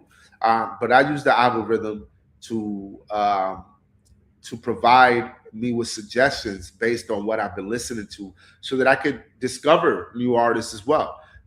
It might suggest a rapper or a group or songs that I've never heard, and I'm able to add that to my playlist. You can use the favorite button. The algorithm works that way as well. Once you favorite a track, it understands that you like that kind of music. It will start suggesting that kind of music to you. You can add it to your playlist. And now, as you ride along, as you clean your house, as you're chilling, now you're able to listen to your own stuff that you've saved and you make your own radio. So I have a question for you. Right? So I did start doing a playlist for when I'm at work, right? I work from home, and I have a playlist. Which, if you did, he just get No, off he's camera? there. He can hear you. He's there. Good I can lord, hear you. Yeah, I can hear you. that's very disrespectful. Uh, you'll be You all know right. what I mean? As you were saying, you'll be all right. So, like I have specific music that I use to work. No words whatsoever. It's just sounds. So how would that work with creating an algorithm to find these artists? How would you keep them separate? You can't create the algorithm. The algorithm is already there. The algorithm Okay. is going to suggest things based on what you're listening to. Lately, I've been trying to look for beats, instrumental beats, so that I can make a playlist of nothing but beats, so I can practice my writing. Um, so what happens now is when I do, like, let's say Apple Music now has a Echo L Black radio, which is basically songs that I've played before, that I've saved, that I've added to my library, plus artists related to the artists that I've been listening to. Okay. So what I do when those tunes come along, if I don't have it already saved, I save them too. So if your thing is instrumental, lo-fi beats, that's not hard to find. Just find a playlist, rock that while you're working, and because you played that playlist, the algorithm itself is going to suggest other playlists with similar music. So now you have an opportunity to listen to another playlist similar to the first playlist you were listening to, and you have the option to download these songs, save them, and now you got two playlists of nothing but music that you like to listen to while you work. Okay. So, like, let's say you're talking to someone that has never used Apple Music like that. Do they just go into search, or do they go in a specific place to look for those new recommendations? It goes hand in hand. There is a search option where if I'm like searching Mob Deep, you know, now you're gonna start seeing if you scroll down suggestions for Echo L Black, Okay. depending, similar to Mobb Deep. Now they're suggesting things like Dilated Peoples. Now they're suggesting other groups like Capone and Noriega, which is very similar to that kind of style. And you have to be proactive. You also have to make sure that you use the favorite button. When you hear that one song that you love, you use that favorite button, and now it's going to continue to suggest things. So it's not hard, man. You just got to get into it. You do have to be a bit savvy, but yeah, man, it works. It works, and I highly recommend that. I don't know if that answered your question. Oh, Yeah, the thing is, my it's really stupid. My whole playlist is just ADHD music. that's everybody. That's it. You know what I mean? That's Like everybody. lo-fi, and there's some lo-fi that I don't rock with because they be playing some funky stuff on it. You know what I mean? Like if I'm in Urban Outfitters all day, you know. And listen to me. If you listen to cool music, cool stuff is gonna be suggested. If you got bad taste, it's gonna suggest shit with bad taste. So Yeah. So send me your playlist, bro. After this, I'm gonna check out but your I have many playlists, sir, because again, I am my own radio. So I have a bachata playlist, I have an African music playlist, I have hip-hop. a reggae Hip-hop. playlist. We're talking about hip hop. Okay. Send me your hip hop playlist. That All you'd right, be bro. like, yo, if he could rock with this, you know. I don't know. You All might right. cannot work with this. You already said that you're not very intellectual. You're not smart enough Well, to learn early. Oh my gosh. Shots fired again? yo, says the man that says it's okay to put a casino in the hood. Like, come Oh on. my goodness. It is okay. You know What what I are mean? you talking about? It's okay. It's all right. It's not wrong with that. Every week is a battle. So then you're the type of person that believes in gentrification. Gentrification is inevitable. But Who you think- you agree Hold with on. it. Did Dominicans gentrify? No. But do you agree with it? It's inevitable. So it doesn't matter if I agree with it or not. Did Dominicans gentrify Washington Heights, or Dominicans were born in Washington Heights? They Dominicans gentrified Washington Dominicans Heights, but then gentrified- they also got gentrified their asses out to Massachusetts and Pennsylvania and Jersey. Well, yeah, some people moved like I moved. Yeah, because it's a part of life. Now you got kids from But Wisconsin. no, wait. It's not really, bro. It's a real minimum amount of people that are able to leave the hood. So it's not a part of life. That's You not what can't- you can't- gentrification is. But Gentrification. you're saying I moved. It's a part of life. You know what I mean? But to people, that's not a part of life. You're talking about you have folks that have been there, like let's say my entire life, and now because of gentrification, they have to move or they get pushed out. You know what I Now, mean? that's So a different story. e- Them getting pushed but out is different. that's what happens when there's gentrification. Yeah, but gentrification is making the hood, making a hood more livable for other people, right? I don't know about more livable. No, Yeah, It's really about that's You not start seeing- that's not, when you start- that's not Like you, gentrification. like you said, a That- liquor store. Okay, I got That's you. not I got you. gentrification. I got you. Oh, I got you. Oh, I got you. Oh, you said a liquor store is wrong, right? But a Starbucks is right, right? If you open a Starbucks in the hood, is way better. Starbucks coffee sucks anyway. no. That's just. I'd rather it's- that colada from that bakery that I've been going to since I was New like York is just 5. one example, though. You can't use an example for everything. You can't use New York as an example for everything. But I'm gonna use New York, what we came out of, because Okay. if I didn't have the opportunity to leave New York, where would I live? I would still be living in New York. I would just live in a A different lot of world. people do. I have Julio hasn't left. Okay. Eddie hasn't left. They live there. They live there, right? So okay. I was just saying The point it's the inevitable. point of the question was, Uh-huh. so you're the type of person that agrees with gentrification. You think it's okay. No, I don't think it's okay. It's inevitable. No, I think okay.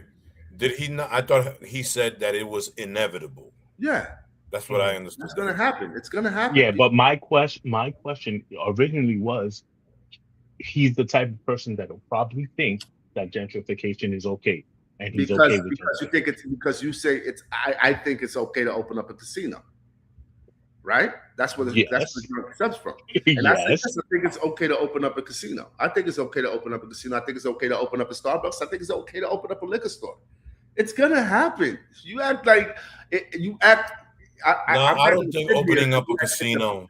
Sorry, I'm talking over you. Finish your statement. I apologize. No, I just think that I don't think opening up a casino is gentrification. Gentrification is more about bringing. It's like what you said. Dominicans in the 70s and the 80s gentrified Inwood and Washington Heights. Well, no. That wasn't Yes, we did. gentrification. That was no. We migrated. Migration is different than gentrification. The It's Dominicans, totally different. the Dominicans open businesses in those places. Yes, but the Yeah, Cubans were Were those leaving places- at the same were time. those- were those businesses- Wait. No. Well, don't get two things confused. Okay, it's like when the Pilgrims landed in Plymouth Rock. That's where they landed. Okay. You get what I'm saying? And then they started flowing from there. Okay. When Dominicans started going to the U.S., where did they really go? They landed in New York. Okay. You know what I mean? So there was one Dominican there, boom. Hey, yeah, I see this apartment. You know what I mean? When you come, I'm gonna hook you up. Boom. They migrated to Uptown Manhattan, to Washington Heights. Okay. Okay. Gentrification is when you start getting pushed out. Mhm. Like, let's say Yeah, I this has been gotta. your home.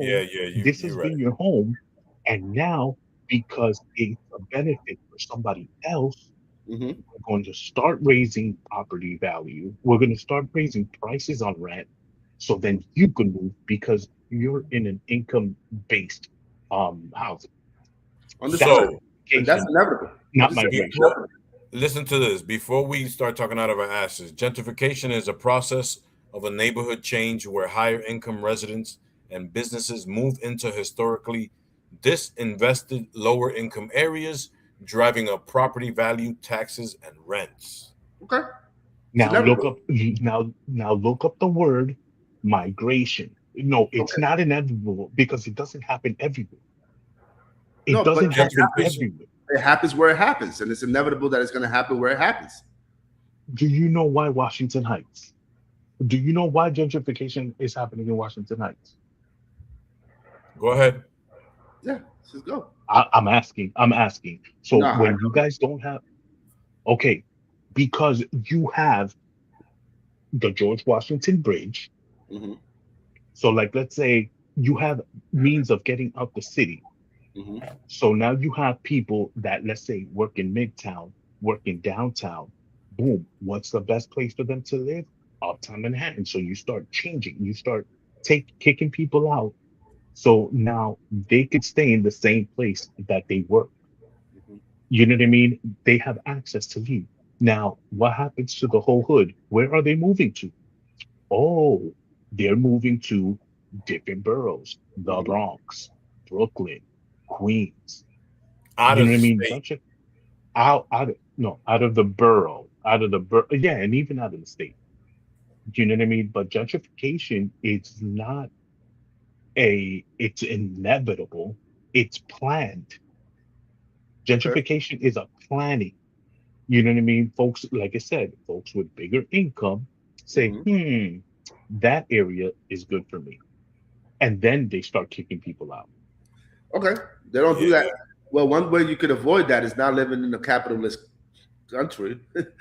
But that's just okay. So it's inevitable that that's going to happen in a capitalist society where people with the most money are going to move into somewhere where it's impoverished, where they see opportunity, and they're going to form businesses there that only people with a higher income can afford to drive the property value up, and so that people of higher income could come in. I'm not saying it's right. I'm not saying it's wrong. Casinos, like casinos, like casinos, like anything, like Starbucks, right? right? I mean, we went from frituras to Starbucks, from cassette and CD stores to So a you know, fritura selling pig brunch ears. spots. Hold on, but selling fried pig ears is not a damage to the hood. Bro, but that's just our culture, bro. No, but that's something that we recognize. But we That's didn't something- eat that stuff in that's DR. that's something that we recognize as culturally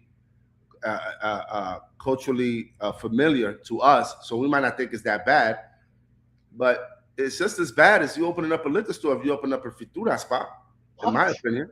Yeah. I don't know, bro. Hey man, I don't know. Wait. Okay. right? What? Listen, time out. Mhm. Time out. What causes more crime? A cheeseburger or a 40 ounce? Hey, whatever they put in the food you don't know if that's causing niggas to wild out too. You know what I mean? Is it a healthy option? No. No, To and that's sit what here I'm and saying. compare the fried food that we like versus liquor stores, I think it's kind of apples and But they're oranges. both, to be what I'm honest. saying, they're both going to be open regardless.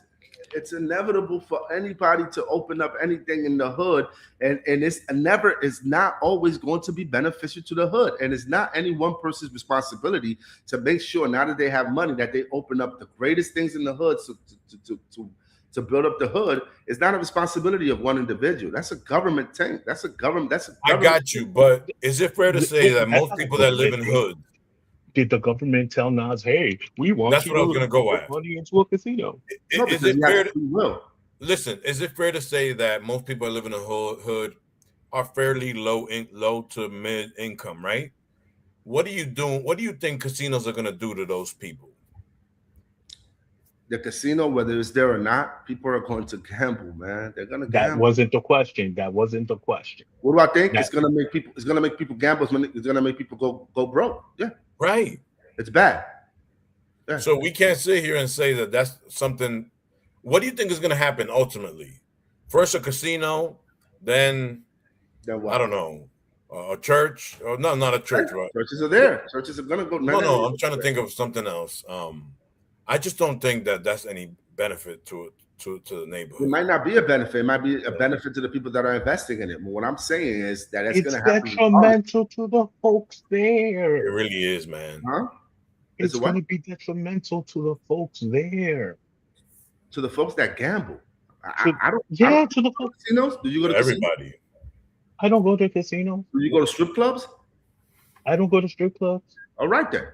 Are they? But y'all play lotto, right? Are they gonna And we be know built? the I don't percentages play the behind lotto. that. Are they gonna be built? Regardless of whether you go or not. Where are they going to be built? In Rodeo Drive or in the middle of the hood? Or in Soho, or in Queens in the hood. There's sophisticated strip clubs, like there's sophisticated casinos, and then there's hood casinos and there's hood strip clubs. It doesn't matter. It's gonna be built regardless, bro. Oh, it's going to be built regardless. Yeah. So that okay. So So if you come up, next time I'm going to see a strip club next to a school. they don't do that though. Okay, they don't do that because it's not beneficial to the government. No, they don't do You that get because what I'm saying? not everywhere is New York. New York is the city. New York is a city. We're talking about New York City, right?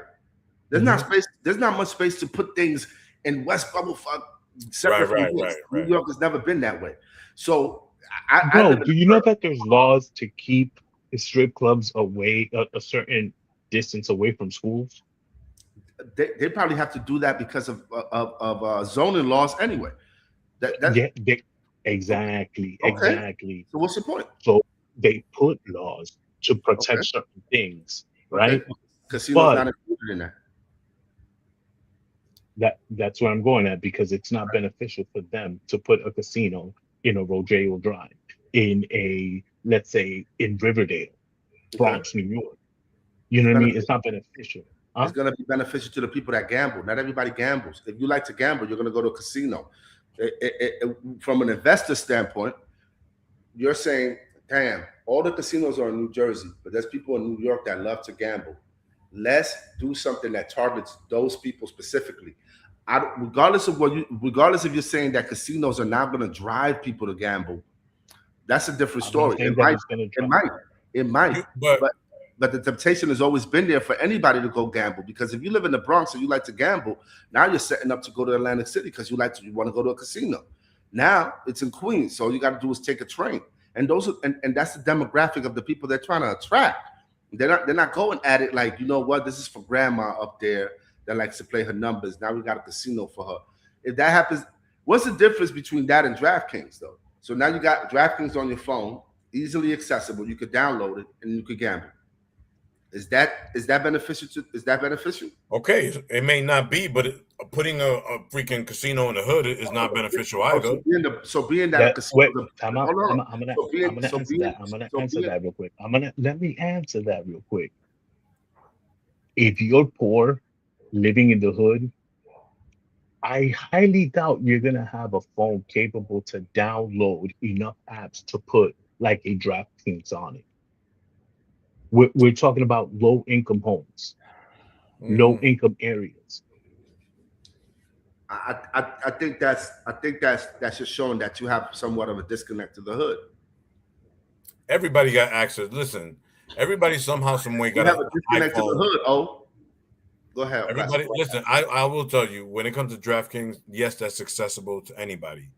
I just don't find any positive in putting a casino in the hood. There's nothing. What you gonna do on a Saturday night? I got paid. They give alcohol in this place. We could chill. We could maybe spend some money. Everybody wants to be rich, right? Then you leave that place broke. What are you doing to benefit the community other than stealing their money? That's just my thought behind it. It ain't anything educational. Why don't you open up, I don't know, a gym or something? Open up something that's going to be beneficial to the hood, a community center. I know I'm sounding like I'm in 1993, but a casino is doing nothing other than helping the investors, including Nas, to make money. Well, after this, I'm gonna personally send you out. I'm gonna look for the video. And you're gonna see it kind of explains why certain things are put in certain areas to keep people from growing. It actually holds them down. That's true, bro. That I know.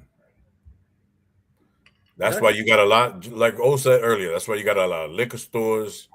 And I mean, here in Florida, bro, you go to the hood and all they got is like that funny, who was it?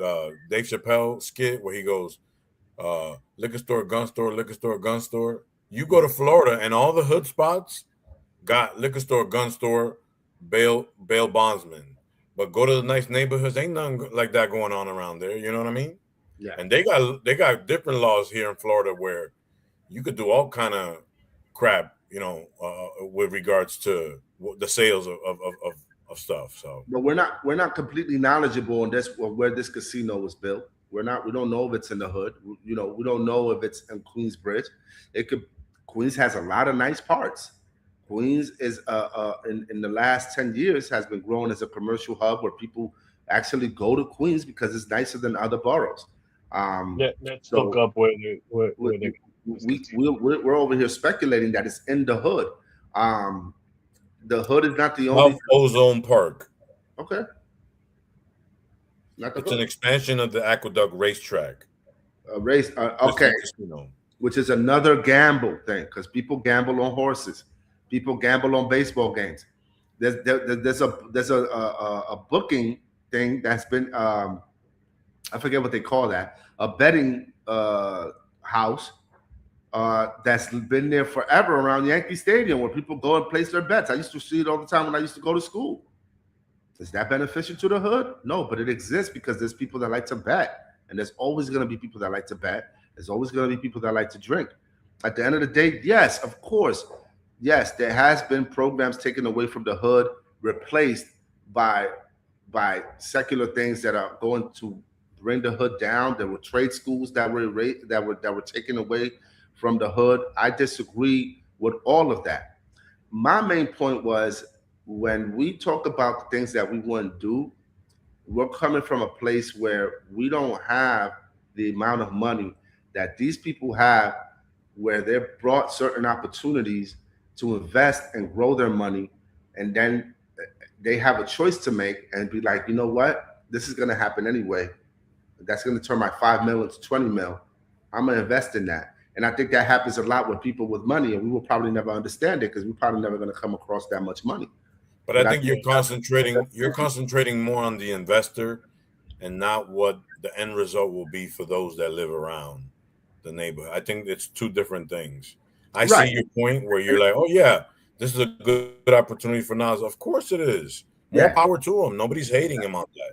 But what benefits is that going to bring for a community of Queens, whether it's in the hood or not?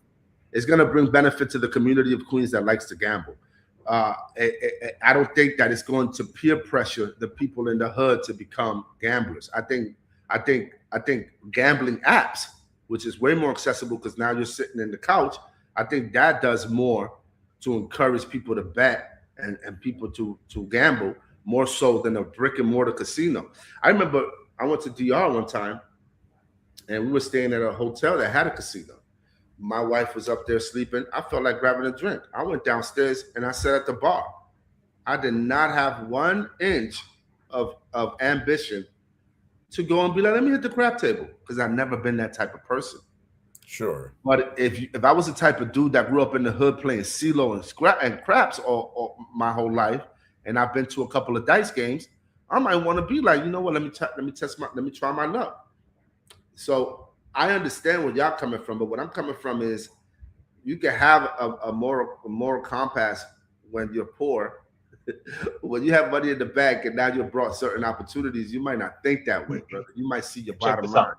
Let me read something to you.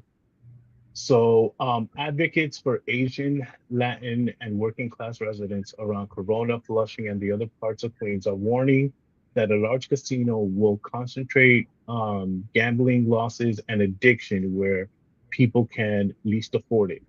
Analysis of the City Field Casino argue it would prey on the vulnerable Asian and working class residents by relying on local players' losses to fund a project marketed as revitalization. Groups like the Asian American Legal Defense and Education Fund have condemned the Queens casino approval as harmful, noting the risk of increased problem gambling, household debt, and associated issues like family stress and mental health crisis. Okay. There it is. Bueno, let's agree to disagree with that. Yes. Oh, good topic, man. though. It's a good topic. Yes, sir. And yeah, I'm done with my joints, man. I hope everybody enjoyed my segment. I hope everybody enjoyed everything we've been talking about today. Definitely. Yo, don't forget to hit the like button if you want to see us argue, if you want to see O's big old forehead. You know what I'm saying? No, I want to know what they think. What do they think about gentrification? What do they think about things happening inside the hood, or minority billionaires now, condoning this type of situation? That's what I want them back into the investing. Yeah. You know what I mean? That's what I want our watchers to do. And we could really go in depth another week on this and go more in depth and absolutely. And do our research and really come through with facts, because that's something that we haven't really researched or studied. But I was coming off of more of I think a lot of people will invest in a lot of things they say they wouldn't invest in if they come up on some money. It's very easy to sit back and be like, when you're poor, it's very, very easy to be like, man, I would never do that, man. I would never. And now you present an opportunity. You're like, oh, all right. That was my main point. And then I was like, you think it's okay to open up a casino in the hood? At the end of the day, if you don't open one, somebody else will. And that's Jay-Z was bidding for that casino, so. Nah, but we'll hit that topic again. Yeah. What up? What's next? I need a pee-pee break, bro. Yo, I need to get a water break. Oh, give me that intro, bro. Alrighty.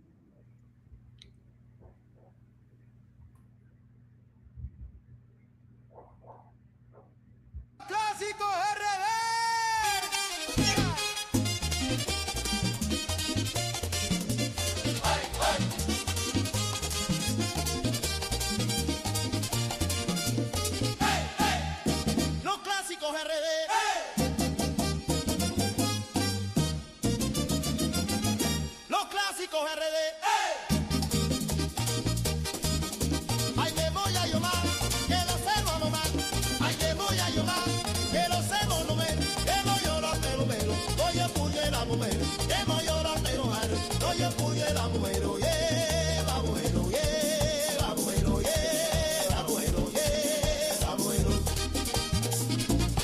Vaya arriba.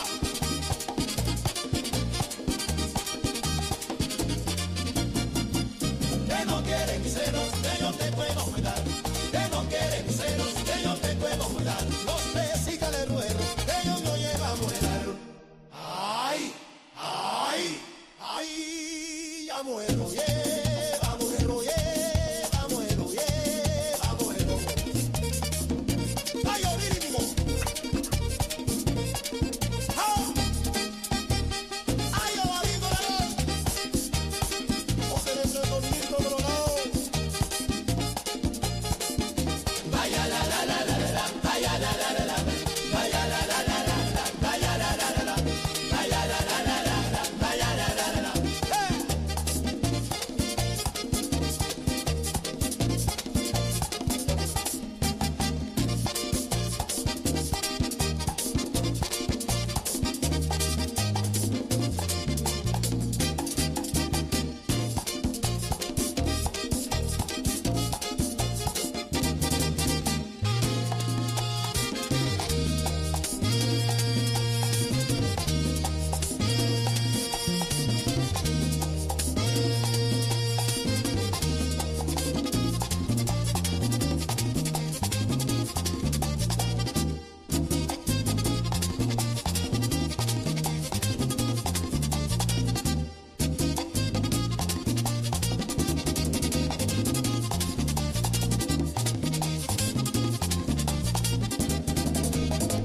Oh.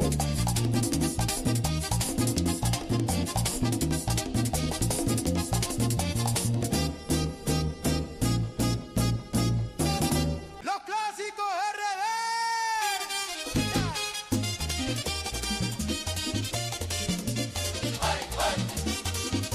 Hey, hey. Oh. Los clásicos RD.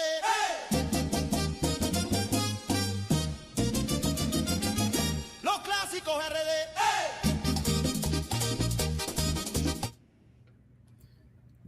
Bueno, señores, buenos días, buenas tardes, buenas noches de nuevo a otro segmento de los clásicos RD.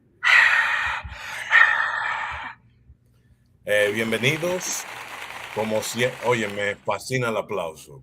Ya. Bienvenidos a otro segmento del programa. Cálmese, señores, por favor. ¿Qué fue?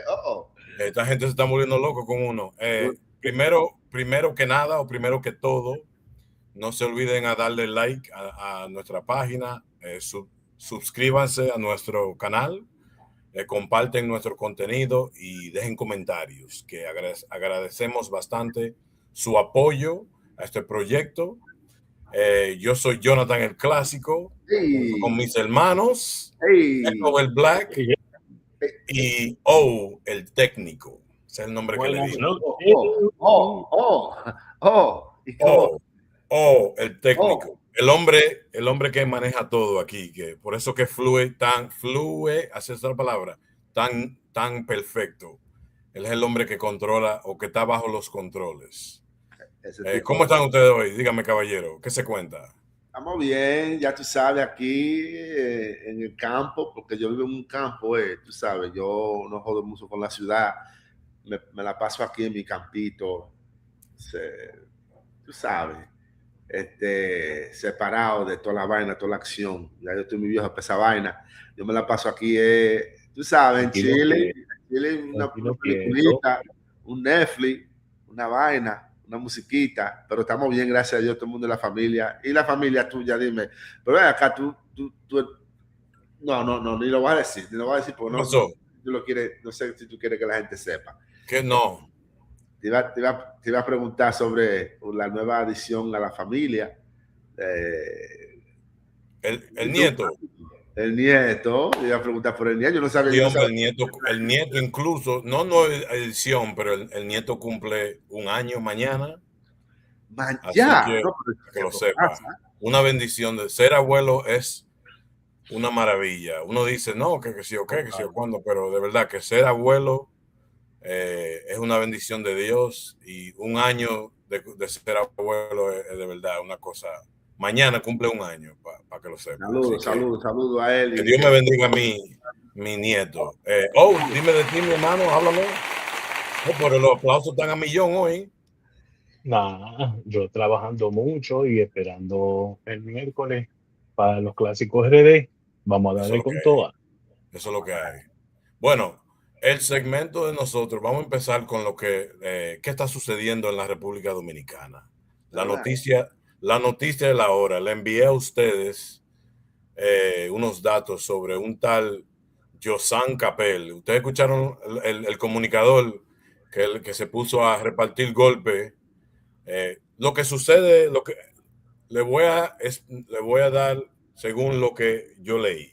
Al parecer se estaba llevando a cabo discusiones en el tribunal sobre determinar si se debe presentar un caso en contra de la familia Espaillat, que son los dueños del Jet Set. Y había una rueda de prensa y este caballero, Josan Capel, para pronunciarlo bien, se le metió como un patatú una vaina y empezó a gritar, decir, no, ¿cuál es la palabra que busco? Ustedes deben de darle vergüenza. ¿Cómo es que ustedes van a atacar a una familia tan noble, tan como besando fullín, para usar la palabra en buen dominicano? Sí. Y en ese momento él está ahí defendiendo y haciendo un show, gritando, y viene un familiar, un señor tal, vamos a ver si el señor José Luis Custodio, y vino y se paró al frente de las cámaras y se puso a hablar mal de la familia, diciendo, no, eso es payaso, una rata, que sí o qué, que sí o cuándo. Y el señor Capel viene y le suelta una galleta. Y bueno, Omar, si tiene el video preparado, si me lo puede poner en queue, el primer video, para que veamos un poquito de lo sucedido. Yo lo permito. Usted está loco, Dámele para atrás un poquito. Dámelo para atrás un poquito. Por favor. Son ratas, los de para allá. Los de para allá son ratas. Váyase de ahí, coño. Usted está loco. Váyase de ahí. Yo lo permito. Usted está loco, Son ratas. Esto lo que se está viviendo aquí es una presión social para mantenerlo ahí. Eso no es voluntario, porque ella estaba allá adentro, no puede ser voluntario. Eso es lo que es. Aquí. ¿Cómo? No, los Espaillat son inocentes, porque si Antonio hubiese estado en la mesa que le facilitó al hijo de don Eduardo Estrella, también el destino se lo lleva. Hay lo que hay familia atrapa cheles. Sí. No. Es lo que andan buscando cheles, vendiendo los muertos. Aquí están vendiendo los muertos. ¿Por qué aquí no han venido don Eduardo Estrella? ¿Por qué aquí no ha venido don... Córtame ese video. Señores, yo voy a empezar una vaina y quizás la gente se va a ofender. Córtame el video. ¿Por qué que a veces los dominicanos son tan lambones? Ahora, según yo me puse a investigar, este caballero es un comunicador, no es ni periodista, ni tiene estudio formal de la prensa. Es un tipo que hace contenido, que le dicen comunicador, y trabajaba con el Pachá. Los que no conocen el Pachá, que el Pachá ahora está en la Mega, en el Vacilón de la Mañana. Lo del Pachá es un buen presentador, pero también le gusta como la mojiganga, un poquito para alterar a la gente. Para mí, este tipo como que salió para el Mount Show, buscando contenido, buscando view, y sucedió lo que sucedió. Vamos a seguir, yo quiero sus opiniones, pero luego de esa barbaridad de ese caballero, la prensa entrevistó al caballero que le dieron el golpe, el señor José Luis Custodio. ¿Tú me puedes poner ese videito rapidito, por favor? El de Luis. Sí, por favor. Porque... Claro que sí, porque, él lo mandaron, como yo. Porque, él lo mandaron a hacer esto aquí, porque automáticamente hace lo que hace, se desaparece. Yo lo busqué aquí por todos los sitios, yo lo encontré. ¿Para qué hiciera lo mismo? Justo de 3 a 4, 20. Hablando a favor de allá. incluso decía que los que estaban ahí dentro, todito están vendiendo. O sea, el periodista vino a defender a los payasos. A los payasos, sí, a los payasos. Josan Capel se llama. Josan Capel se llama. Oye, ponme la pausa ahí. Cuando Yo te voy a decir una vaina. El que le está preguntando ahí, que le preguntó Josan Capel, este tipo se llama El Piro. El Piro, Y el Piro es loco. Este tipo es un duro. El tipo es un duro. Si tú sigues los clásicos RD, le digo, sigue en la página del Piro. El nombre de él, apellido Tolentino. Discúlpeme que no me sé el nombre completo de él. Pero ese tipo le tira duro a todo el mundo, a todo eso sinvergüenza en la República Dominicana. Y bueno, ahí está el señor Custodio hablando que él cree que este tipo lo mandaron como para hablar a favor de la familia Espaillat. Y al rato parece que le salió, todo el mundo empezó a atacar a este tipo, el Capel y él hizo un video disculpándose. Ponme ese video, por favor.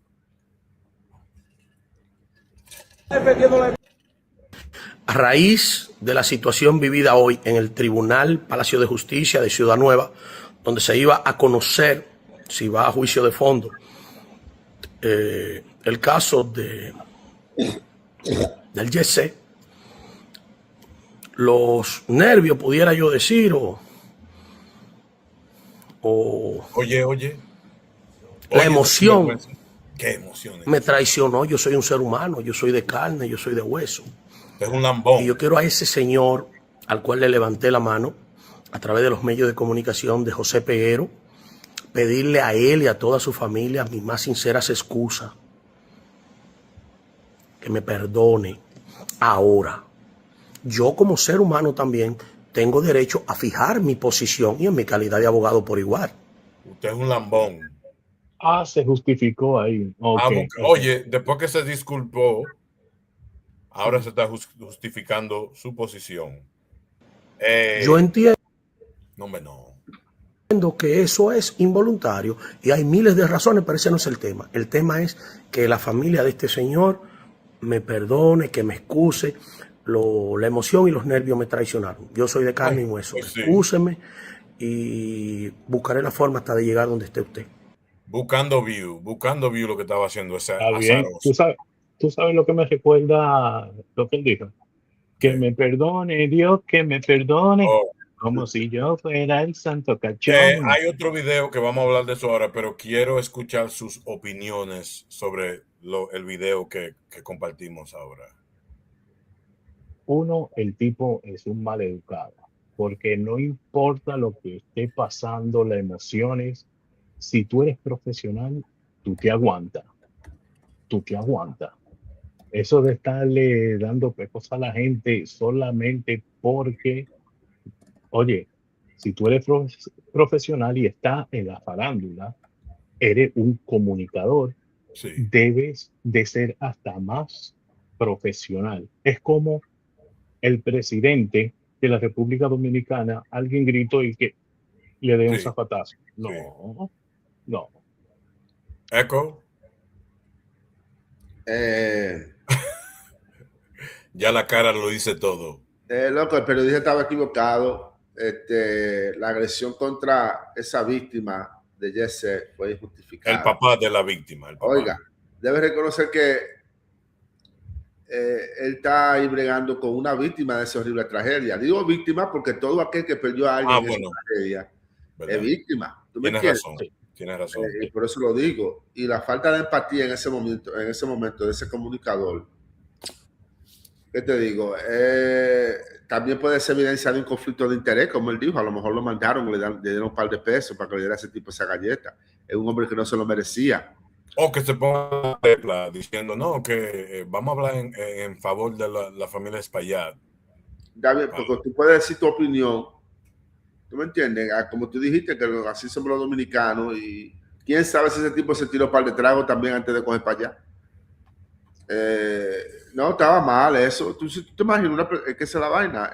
En nuestro país, el pobre no da para nada. El pobre, mira cómo tratan a los pobres. ¿Tú crees que ese hombre fuera de dinero? Ese tipo de que se atreviera a darle una galleta. A darle una galleta. No, claro que no. Una persona un hombre vecino, es un hombre vecino, loco. Entonces di que ese abuso en cámara para que el mundo vea. Es una desgracia y es embarrassing. ¿Tú me entiendes? Da pena. Da vergüenza. Bueno, el último video, para que tú veas cómo somos nosotros los dominicanos, que eso sí nos gusta a nosotros, una demandita. Porque el último video que vamos a compartir sobre este caso es: el señor se buscó un abogado de una vez y su representante habló sobre lo sucedido. José Luis Custodio, que es un adulto de 64 años de edad, ha sido agredido de manera injustificada e inaceptable por el señor Capel, un periodista, mientras el señor expresaba su dolor como víctima frente a la prensa. Fue brutalmente agredido injustificadamente. Nosotros exigimos de inmediato el arresto de este señor por la agresión que ha hecho a nuestro cliente. No vamos a permitir agresiones ni contra él ni contra ninguna víctima del Jet Set. No puede ser posible que en pleno Palacio de Justicia, donde se está buscando justicia para 236 muertos, se permita que un charlatán, así hay que llamarlo, venga a agredir a un señor de esa edad. Nosotros rechazamos esto y exigimos de inmediato la intervención de la Procuradora Fiscal del Distrito Nacional y de quien sea competente. Esto nos estamos querellando, de hecho acabo de salir de audiencia para presentar la querella formal y vi un video publicado en algunos medios pidiendo disculpas. Señor, no se le aceptan las disculpas. Usted tiene que ser procesado por esta charlatanería que usted ha hecho, agrediendo a un señor que puede ser su abuelo. Eso no lo vamos a aceptar. Y no aceptamos disculpas, porque ese es un acto de irrespeto que no puede ser aceptado. Y el golpe que me dio, y el golpe que me dio, que hasta la visión perdí. Dije que está ciego ahora. Ya está ciego. Espérate. Ay, espérate. El hombre está ciego. Ya está ciego. Oye, pero el buen decir dominicano, el dominicano siempre le gusta su demandita. Ponerle sopita al opio. Claro. Al principio iba a decir que el tipo buscó el abogado más chistoso en el mundo con ese gorrito. Yo no sé Así qué que se gorrito viste es. la gente allá. Así que se viste. Al que él pudo instruir a José en Capel a que dijera que hasta la vista perdió. Sí. El tipo es un duro. Un durazo. No. Lo impresionable fue que el tipo buscó su abogado ahí mimito. Hasta la misma ropa tenía puesto. Eso fue. No, es que eso sucedió en el Palacio de Justicia. Yo sé, claro, yo sé. Y ahí mimito cogió, bien, que yo te voy a representar y dile que tú estás ciego en un ojo. Claro. Sí. Pero que de todo modo esa agresión fue demasiado fea. Sí, Y ese tipo definitivamente lo que estaba buscando era view y definitivamente debe de pagar. Ahí están hablando que lo van a votar de un programa que él pertenece. Eso es bueno que le pase por sinvergüenza. Se lo merece. Y nada, hablar de ese caso. Yo no sé si ustedes tienen otra opinión sobre eso, pero es que sí o sí el que agredió debe de ser arrestado, porque ponerle la mano a otra persona es contra la ley. Claro. You know? So, ¿que se lo buscó? Se lo buscó. Yo digo, si él es un fan famoso ahí que solamente está por los clics, debió de hacer otra payasada para llamar la atención, pero no ponerle la mano. Ahí es que lo dañó. Porque él lo estaba haciendo. Tú quieres estar de loco gritando y diciendo que esto está mal, esa familia son buenas, que sí, ok. Él estaba bien haciendo eso. Pero no, se pasó de mano literalmente. Claro, no tenía que poner la mano a ese tipo, a ese hombre. Y el problema grande que se habla en mucho, por ejemplo, a los que lo mencionan, en otros, el mismo Piro lo menciona mucho. El problema es que este señor es para allá, es dueño de muchas empresas de comunicación, o sea, estaciones de radio. Y ninguno de estos programas, los grandes, le gustan hablar de él negativo, en lo negativo, ¿tú me entiendes? Entonces, no, la gente busca justicia. Un año, ¿sabes lo que es? Un año después y nadie ha pagado por eso. Ahí hay entrevistas en el mismo tribunal, los trabajadores diciendo, las veces que yo le he dicho a esta gente, eso se va a caer, eso se va a caer, eso se va a caer, y nada. Y ahora están buscando justicia, pero un año después, ¿qué le van a hacer? El dinero, lamentablemente, el dinero habla todo allá. No importa cuánto dinero, cuánto personas murieron en esa tragedia. Yo sé que lamentablemente ese señor de una manera u otra va a buscar a no hacer cárcel y la familia de ellos. También hay que mencionar, perdón, algo más que quería mencionar, también hay muchas familias que han vendido su muerto también. Ay, sí. Es que los pobres, estábamos hablando ahorita del dinero. Que se venden. Oh, ven, si tú no me mandas a la fiscalía o no me monto una querella, te damos tal y tal monto de dinero. Y lo que no tienen cuarto, imagínate, ¿qué van a hacer? Claro que lo van a coger. No importa si no hay justicia, mientras le den su dinerito en el bolsillo, eso es lo que la gente está buscando. Ya. Da lástima, pero es la realidad. Algo rapidito, que van 12 días desde la muerte del David Abreu, lo que hablamos la semana pasada. Ajá. Y hasta el día de hoy, el supuesto sospechoso, el que le quitó la vida, sigue, la palabra es prófugo, si lo estoy pronunciando bien. Se llama Jesús Metz Cruz. No tengo foto del delincuente, pero según dicen, el tipo todavía sigue libre. No lo han encontrado. La persona que fue que le metió el cuchillo. Wow. Ok, ahora vamos a hablar algo positivo de música. Para eso que tenemos aquí los clásicos, ¿verdad? Cada semana quiero traer un segmento, un top 5, para decirlo así.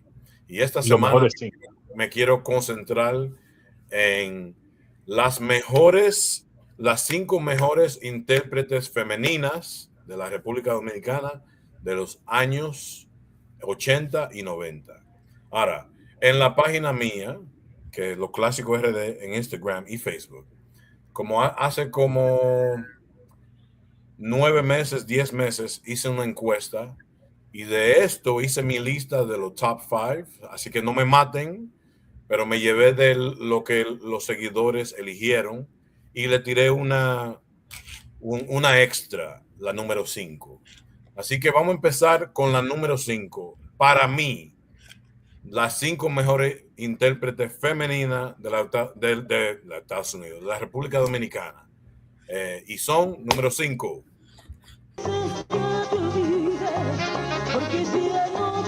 Muéveme la foto para arriba.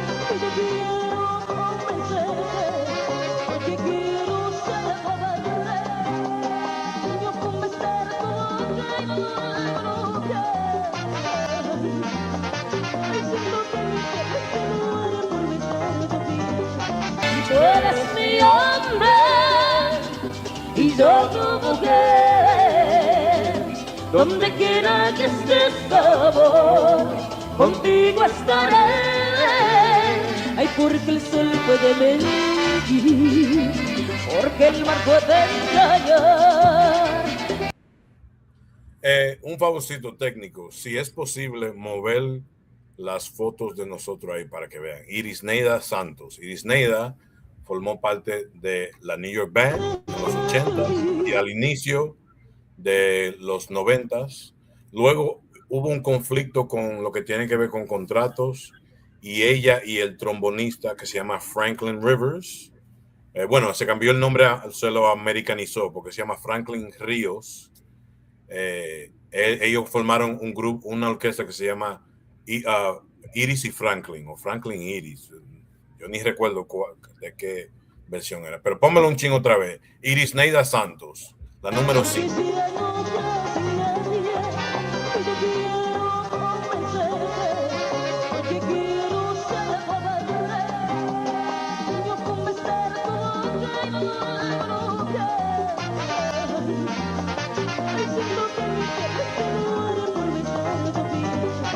Tú eres mi hombre y yo tu mujer. donde quiera que estés, sabor, contigo estaré. Ay, porque el sol puede mentir, porque el mar puede engañar. Bueno, la número 4 ahora. Vámonos con la número 4. Señora, gracias a usted por convencida, que es la dueña de su vida, aunque sufra yo estaría por amarlo más que a usted. Yo quiero esta vida, no sé qué hacer, sin él no la puedo entender.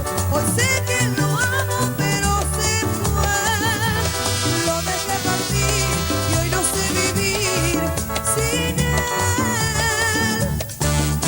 Yo quiero esta vida, no sé qué hacer.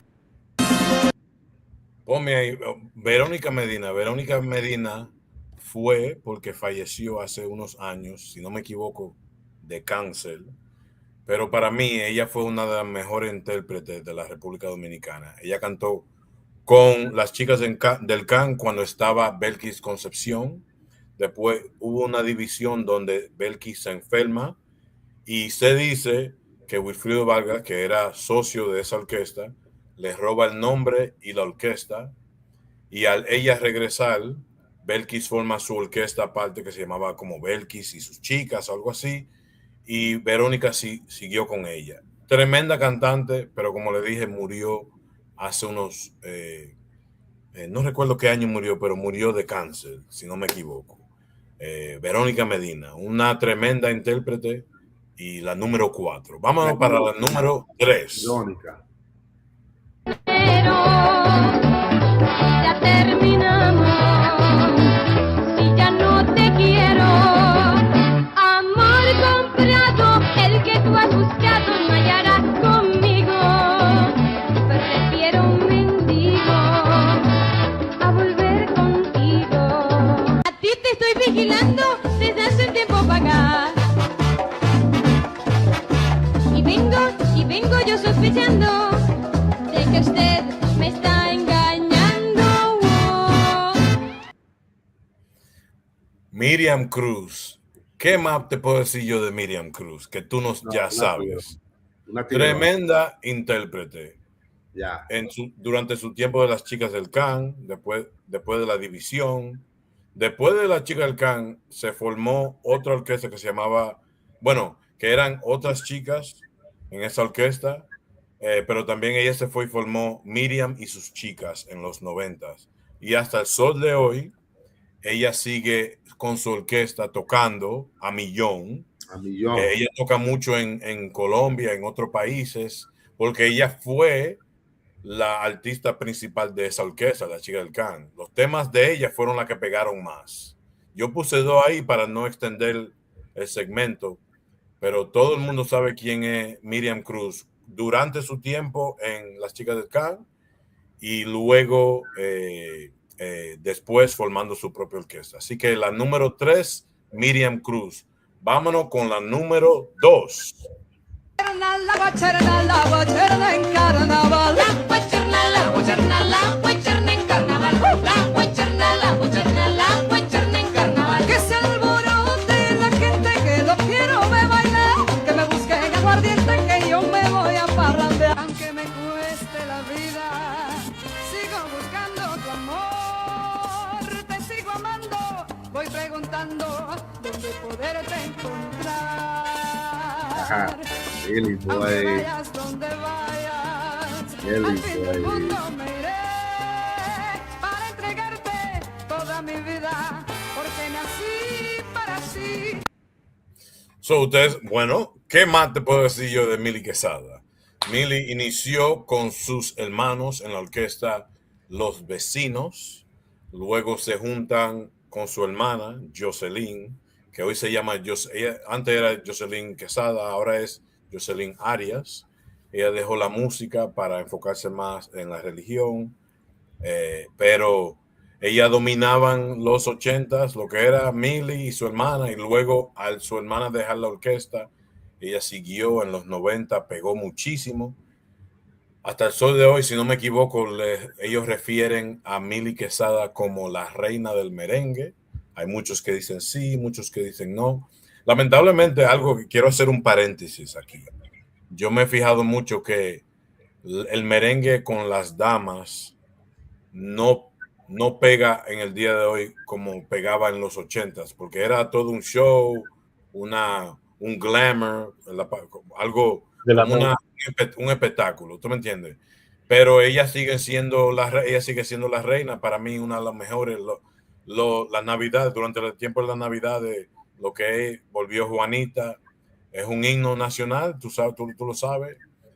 Así que Mili Quesada, la número 2. Pero hay una, antes de ponerla, esto es mi opinión, y cuando yo hice la encuesta, ella le ganó a Mili Quesada, la mejor cantante femenina de la República Dominicana es...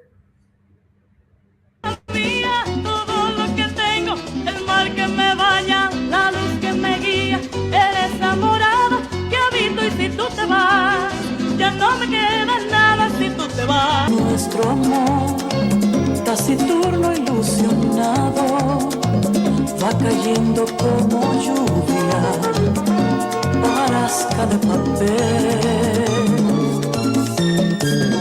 Nuestro amor, el más loco enamorado, galopante, embriagado, con ansias de nacer. Ponme pausa, yo te voy a decir una vaina. Opinión personal. Para mí esa mujer tiene la voz más angelical de la República Dominicana. Pero Okay. una vaina, yo no sé, una vainita que le sale en esa voz que para mí es lo mejor. Para mí la mejor cantante de la República Dominicana es Maridalia Hernández. Todos sabemos que ella inició con 440 junto a Juan Luis Guerra, Roger Sayas y Mariela Mercado. Luego ella ella hace su propia producción, pero según ella en algunas entrevistas, el dueño de la disquera como que la bloqueó porque ella no se quería enfocar mucho en el merengue, ella se consideraba más como baladista, sí, baladista diría yo. Ella tiene una canción que me fascina que se llama Para Quererte, que Kevin Ceballos lo hizo en salsa. Y es pero una canción hermosa, hermosa. No te podrá decir de la cabeza quién fue el compositor, pero si tiene tiempo, la canción se llama Para Quererte, de Maridalia Hernández. Es una balada, un bolero, no sé cómo se define, pero la mujer y canta hoy como si todavía estamos en el 85 con 440. Para mí, la mejor cantante femenina de la República Dominicana es Maridalia Hernández. Y eso que ella cantaba con otra dama en la orquesta. Ahora, Corte, quiero de su opinión, de lo que ustedes sepan. ¿Quién, en tu opinión, empecemos con Echo y luego vamos con O, la mejor, tu favorita cantante dominicana, puede ser de hoy o de antes? ¿Cuál es tu opinión? Tú hiciste un gran trabajo con la lista. Yo creo que esa lista fue hecha muy bien y no tengo mucha opinión sobre la orden. Yo cambiaría porque yo de verdad quiero ser subjetivo y decir quién yo prefería en la lista como mi artista número 1. Ajá. La cantante número 1. Y porque yo conozco más a Mili Quesada y esa voz es mucho más conocida en mi vida. Yo pongo a Mili Quesada número 1. Maridalia, que no sabía mucho de ella hasta que tú me diste la sabiduría, me dejaste saber quién es ella. Y ahora que yo escucho su voz, eso no se puede negar que ella es un talento grandísimo. Y eso fue un pedacito que yo No, porque ya también sé otras canciones que ella ha cantado. Y ya, tú sabes, porque es así conmigo, el merengue a veces yo tengo que escucharlo, yo me recuerdo de ese merengue, pero eso es esa voz de Mili y de Miriam. Eso me lleva a un sitio, ¿tú me entiendes? Una nostalgia. Una nostalgia. Eso me lleva a Villa Consuelo, mano. Yo voy a Villa Consuelo, mano. Toda mi gente de Villa Consuelo, que es lo que con la concesión Bona por allá, cerca de la Duarte. Y eso digo yo, lo que sonaba era eso. Y Mili hizo un himno, interpretó un himno, que esa canción yo creo que fue escrita por un colombiano, que llegó Juanita. Sí. Ese es un dicazo, mano. Es una cosa que para los viajeros, especialmente en esos tiempos, que les gustaba viajar para su país en diciembre. Esas madres que venían empacar, trayéndole cosas a todo el mundo. Llegó Juanita. Entonces, para mí esa voz es mucho más reconocida y mucho más preferida por mí. Yo la pusiera en número 1. Maridalia se puede quedar en número 2 y Miriam en número 3. Miriam también es una voz que es bien reconocida en mi experiencia, en mi vida. Me gusta que Miriam tenía esa voz también tan niña, ¿tú me entiendes? Desde jovencita, sí. Desde jovencita, tan juvenil es la palabra, una voz juvenil que sonaba, y ella podía como jugar un poquito con su voz y siempre sonar como que si tuviera 15 años. Entonces, digo, 9 años de edad. Y me encanta eso. Entonces, ese es mi orden. Después todo el mundo se puede quedar ahí, pero mi número 1 es Mili. ¿Alguna opinión sobre la lista o tu preferido? Mira, yo vine para pelear contigo. Ayer ya yo quería pelear contigo. Ajá. Hasta hoy. Dime. Hasta hoy. Mira, mi papá conoce a Mili y a Jocelyn. Ya yo venía, Mili. Hasta que escuché a Miriam. Como dice Eco, la vocecita de chamaquita. Súper. Pero entonces, escuché a Miriam, la número 1. La técnica de ella, vocales, es incomparable a las otras. Maridalia. La última, sí, Maridalia, sí. Maridalia, ok. La número 1. La técnica que ella usa le da, desafortunadamente, ella sería también mi número 1, pero yo de número 2 pusiera a la niñita esta. Miriam de 2 y entonces Jocelyn de 3. No, Mili de 3. Mili de 3. Wow, mira, al revés. Sí, sí. Ahora, ¿ustedes creen que ustedes eligen esas dos porque no tienen tanto conocimiento de, por ejemplo, de las otras? ¿O no pegaron tanto como las otras? No, yo lo puse así porque escuchando la voz, las otras dos son cantantes como, vamos a decir, yo canto y me puse a cantar, boom, me di un par letras. Pero la que tiene técnica es la que puse de número 1. Ella sabe controlar del diafragma a todo. No, ese 440 era otra cosa. Ellos le hacían coros. Ellos le hacían coros a otros grupos. Antes de formar su orquesta, ellos le hacían coros a otro artista, a Ale Bueno, a Ruby Pérez, le hacían coros. Así de tan buenos eran ellos en lo que, como tú dices, la técnica de la música. Imagínate, estaban con otro maestro, Juan Luis Guerra. ¿Quién no va a cantar? Pero yo espero que disfrutaron de la lista. Si me quieren matar, déjenme en los comentarios. No me gustó la lista. Yo me llevé de lo que me gustó a mí personalmente, pero a la misma vez me llevé mucho de la encuesta que hice casi un año, que también igual tenían Mili. Era como los playoffs en el NBA, que era eliminando uno. Por ejemplo, yo empecé con Mili versus Fefita. Después Adalgisa Pantaleón versus, déjame ver, aquí yo lo tengo aquí rapidito. Adalgisa Pantaleón, que cantó la canción Como abeja al panal, con Juan Luis Guerra. Sonia Silvestre, Vickiana, no sé si se recuerdan de Vickiana. Eunice, que también cantaba con las chicas del campo. Eso fue a diario, todo dirigiendo. Y al fin, la última, era Maridalia versus Millie, y Maridalia ganó. Y por mucho.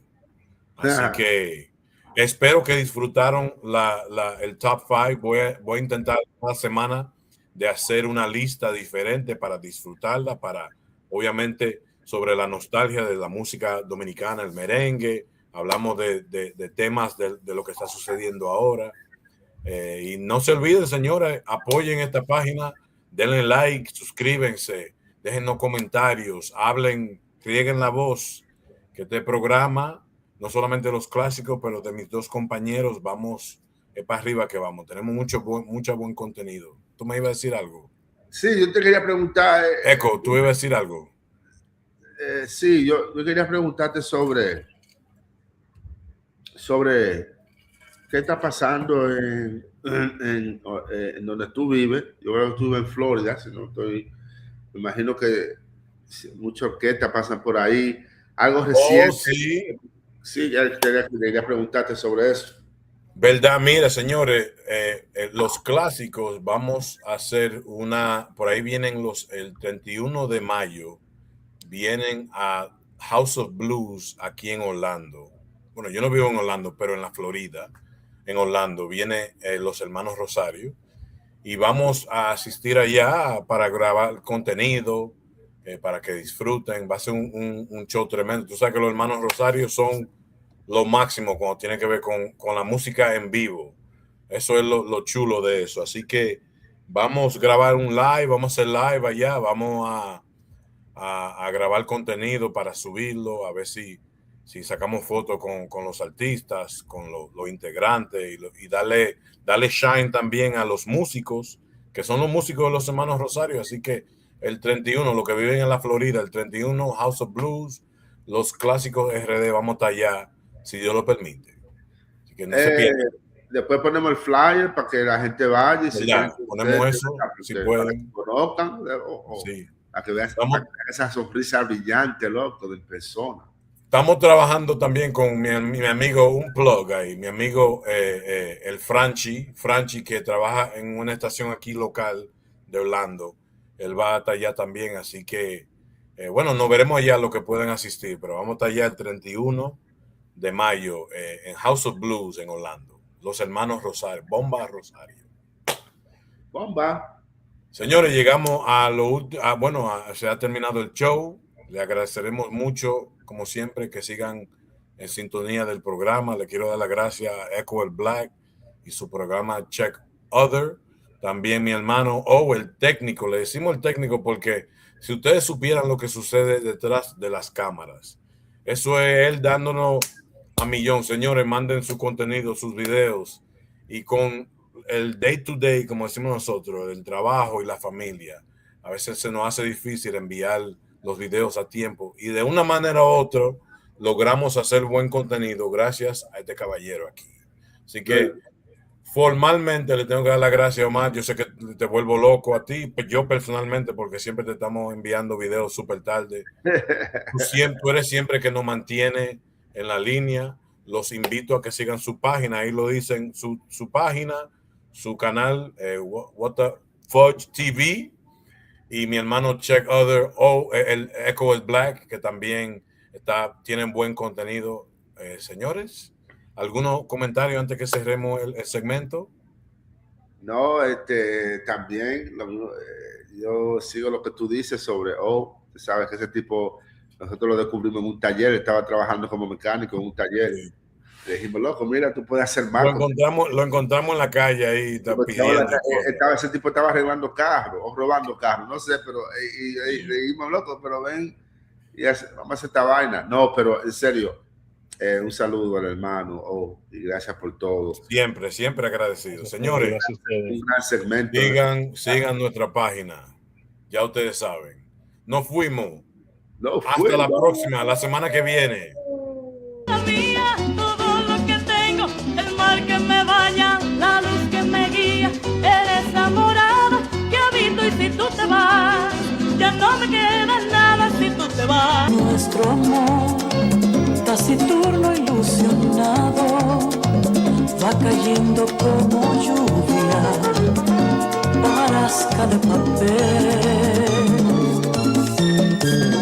Nuestro amor, el más loco enamorado, galopante, embriagado, con ansias de nacer. La guacherna en carnaval. La guacherna en carnaval. La guacherna en carnaval. Que se alborote la gente que lo quiero ver bailar, que me busquen aguardiente que yo me voy a parrandear. Aunque me cueste la vida, sigo buscando tu amor, te sigo amando, voy preguntando dónde poderte encontrar. Aunque vayas donde vayas, al fin del mundo me iré para entregarte toda mi vida. ¿Qué me importa que vivas con otra que te da dinero? Ya terminamos, si ya no te quiero. Amor comprado, el que tú has buscado no hallarás conmigo.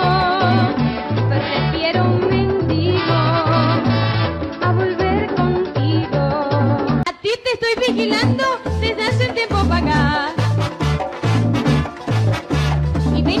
Y vengo yo sospechando de que usted me está engañando. Júrese usted por convencida que es la dueña de su vida, aunque sufra yo esta herida por amarlo más que a usted. Yo quiero esta vida, no sé qué hacer. Sin él no la puedo entender. Hoy sé que lo amo, pero se fue. Lo dejé partir y hoy no sé vivir sin él. Porque si ya no crees en nadie, yo quiero convencerte, porque quiero ser cobarde. Yo convencer tu boca y no propia. Diciendo que me quieres por besar tu piel. Tú eres mi hombre y yo tu mujer. Donde quiera que estés, amor, contigo estaré. Ay, porque el sol puede mentir, porque el mar puede engañar.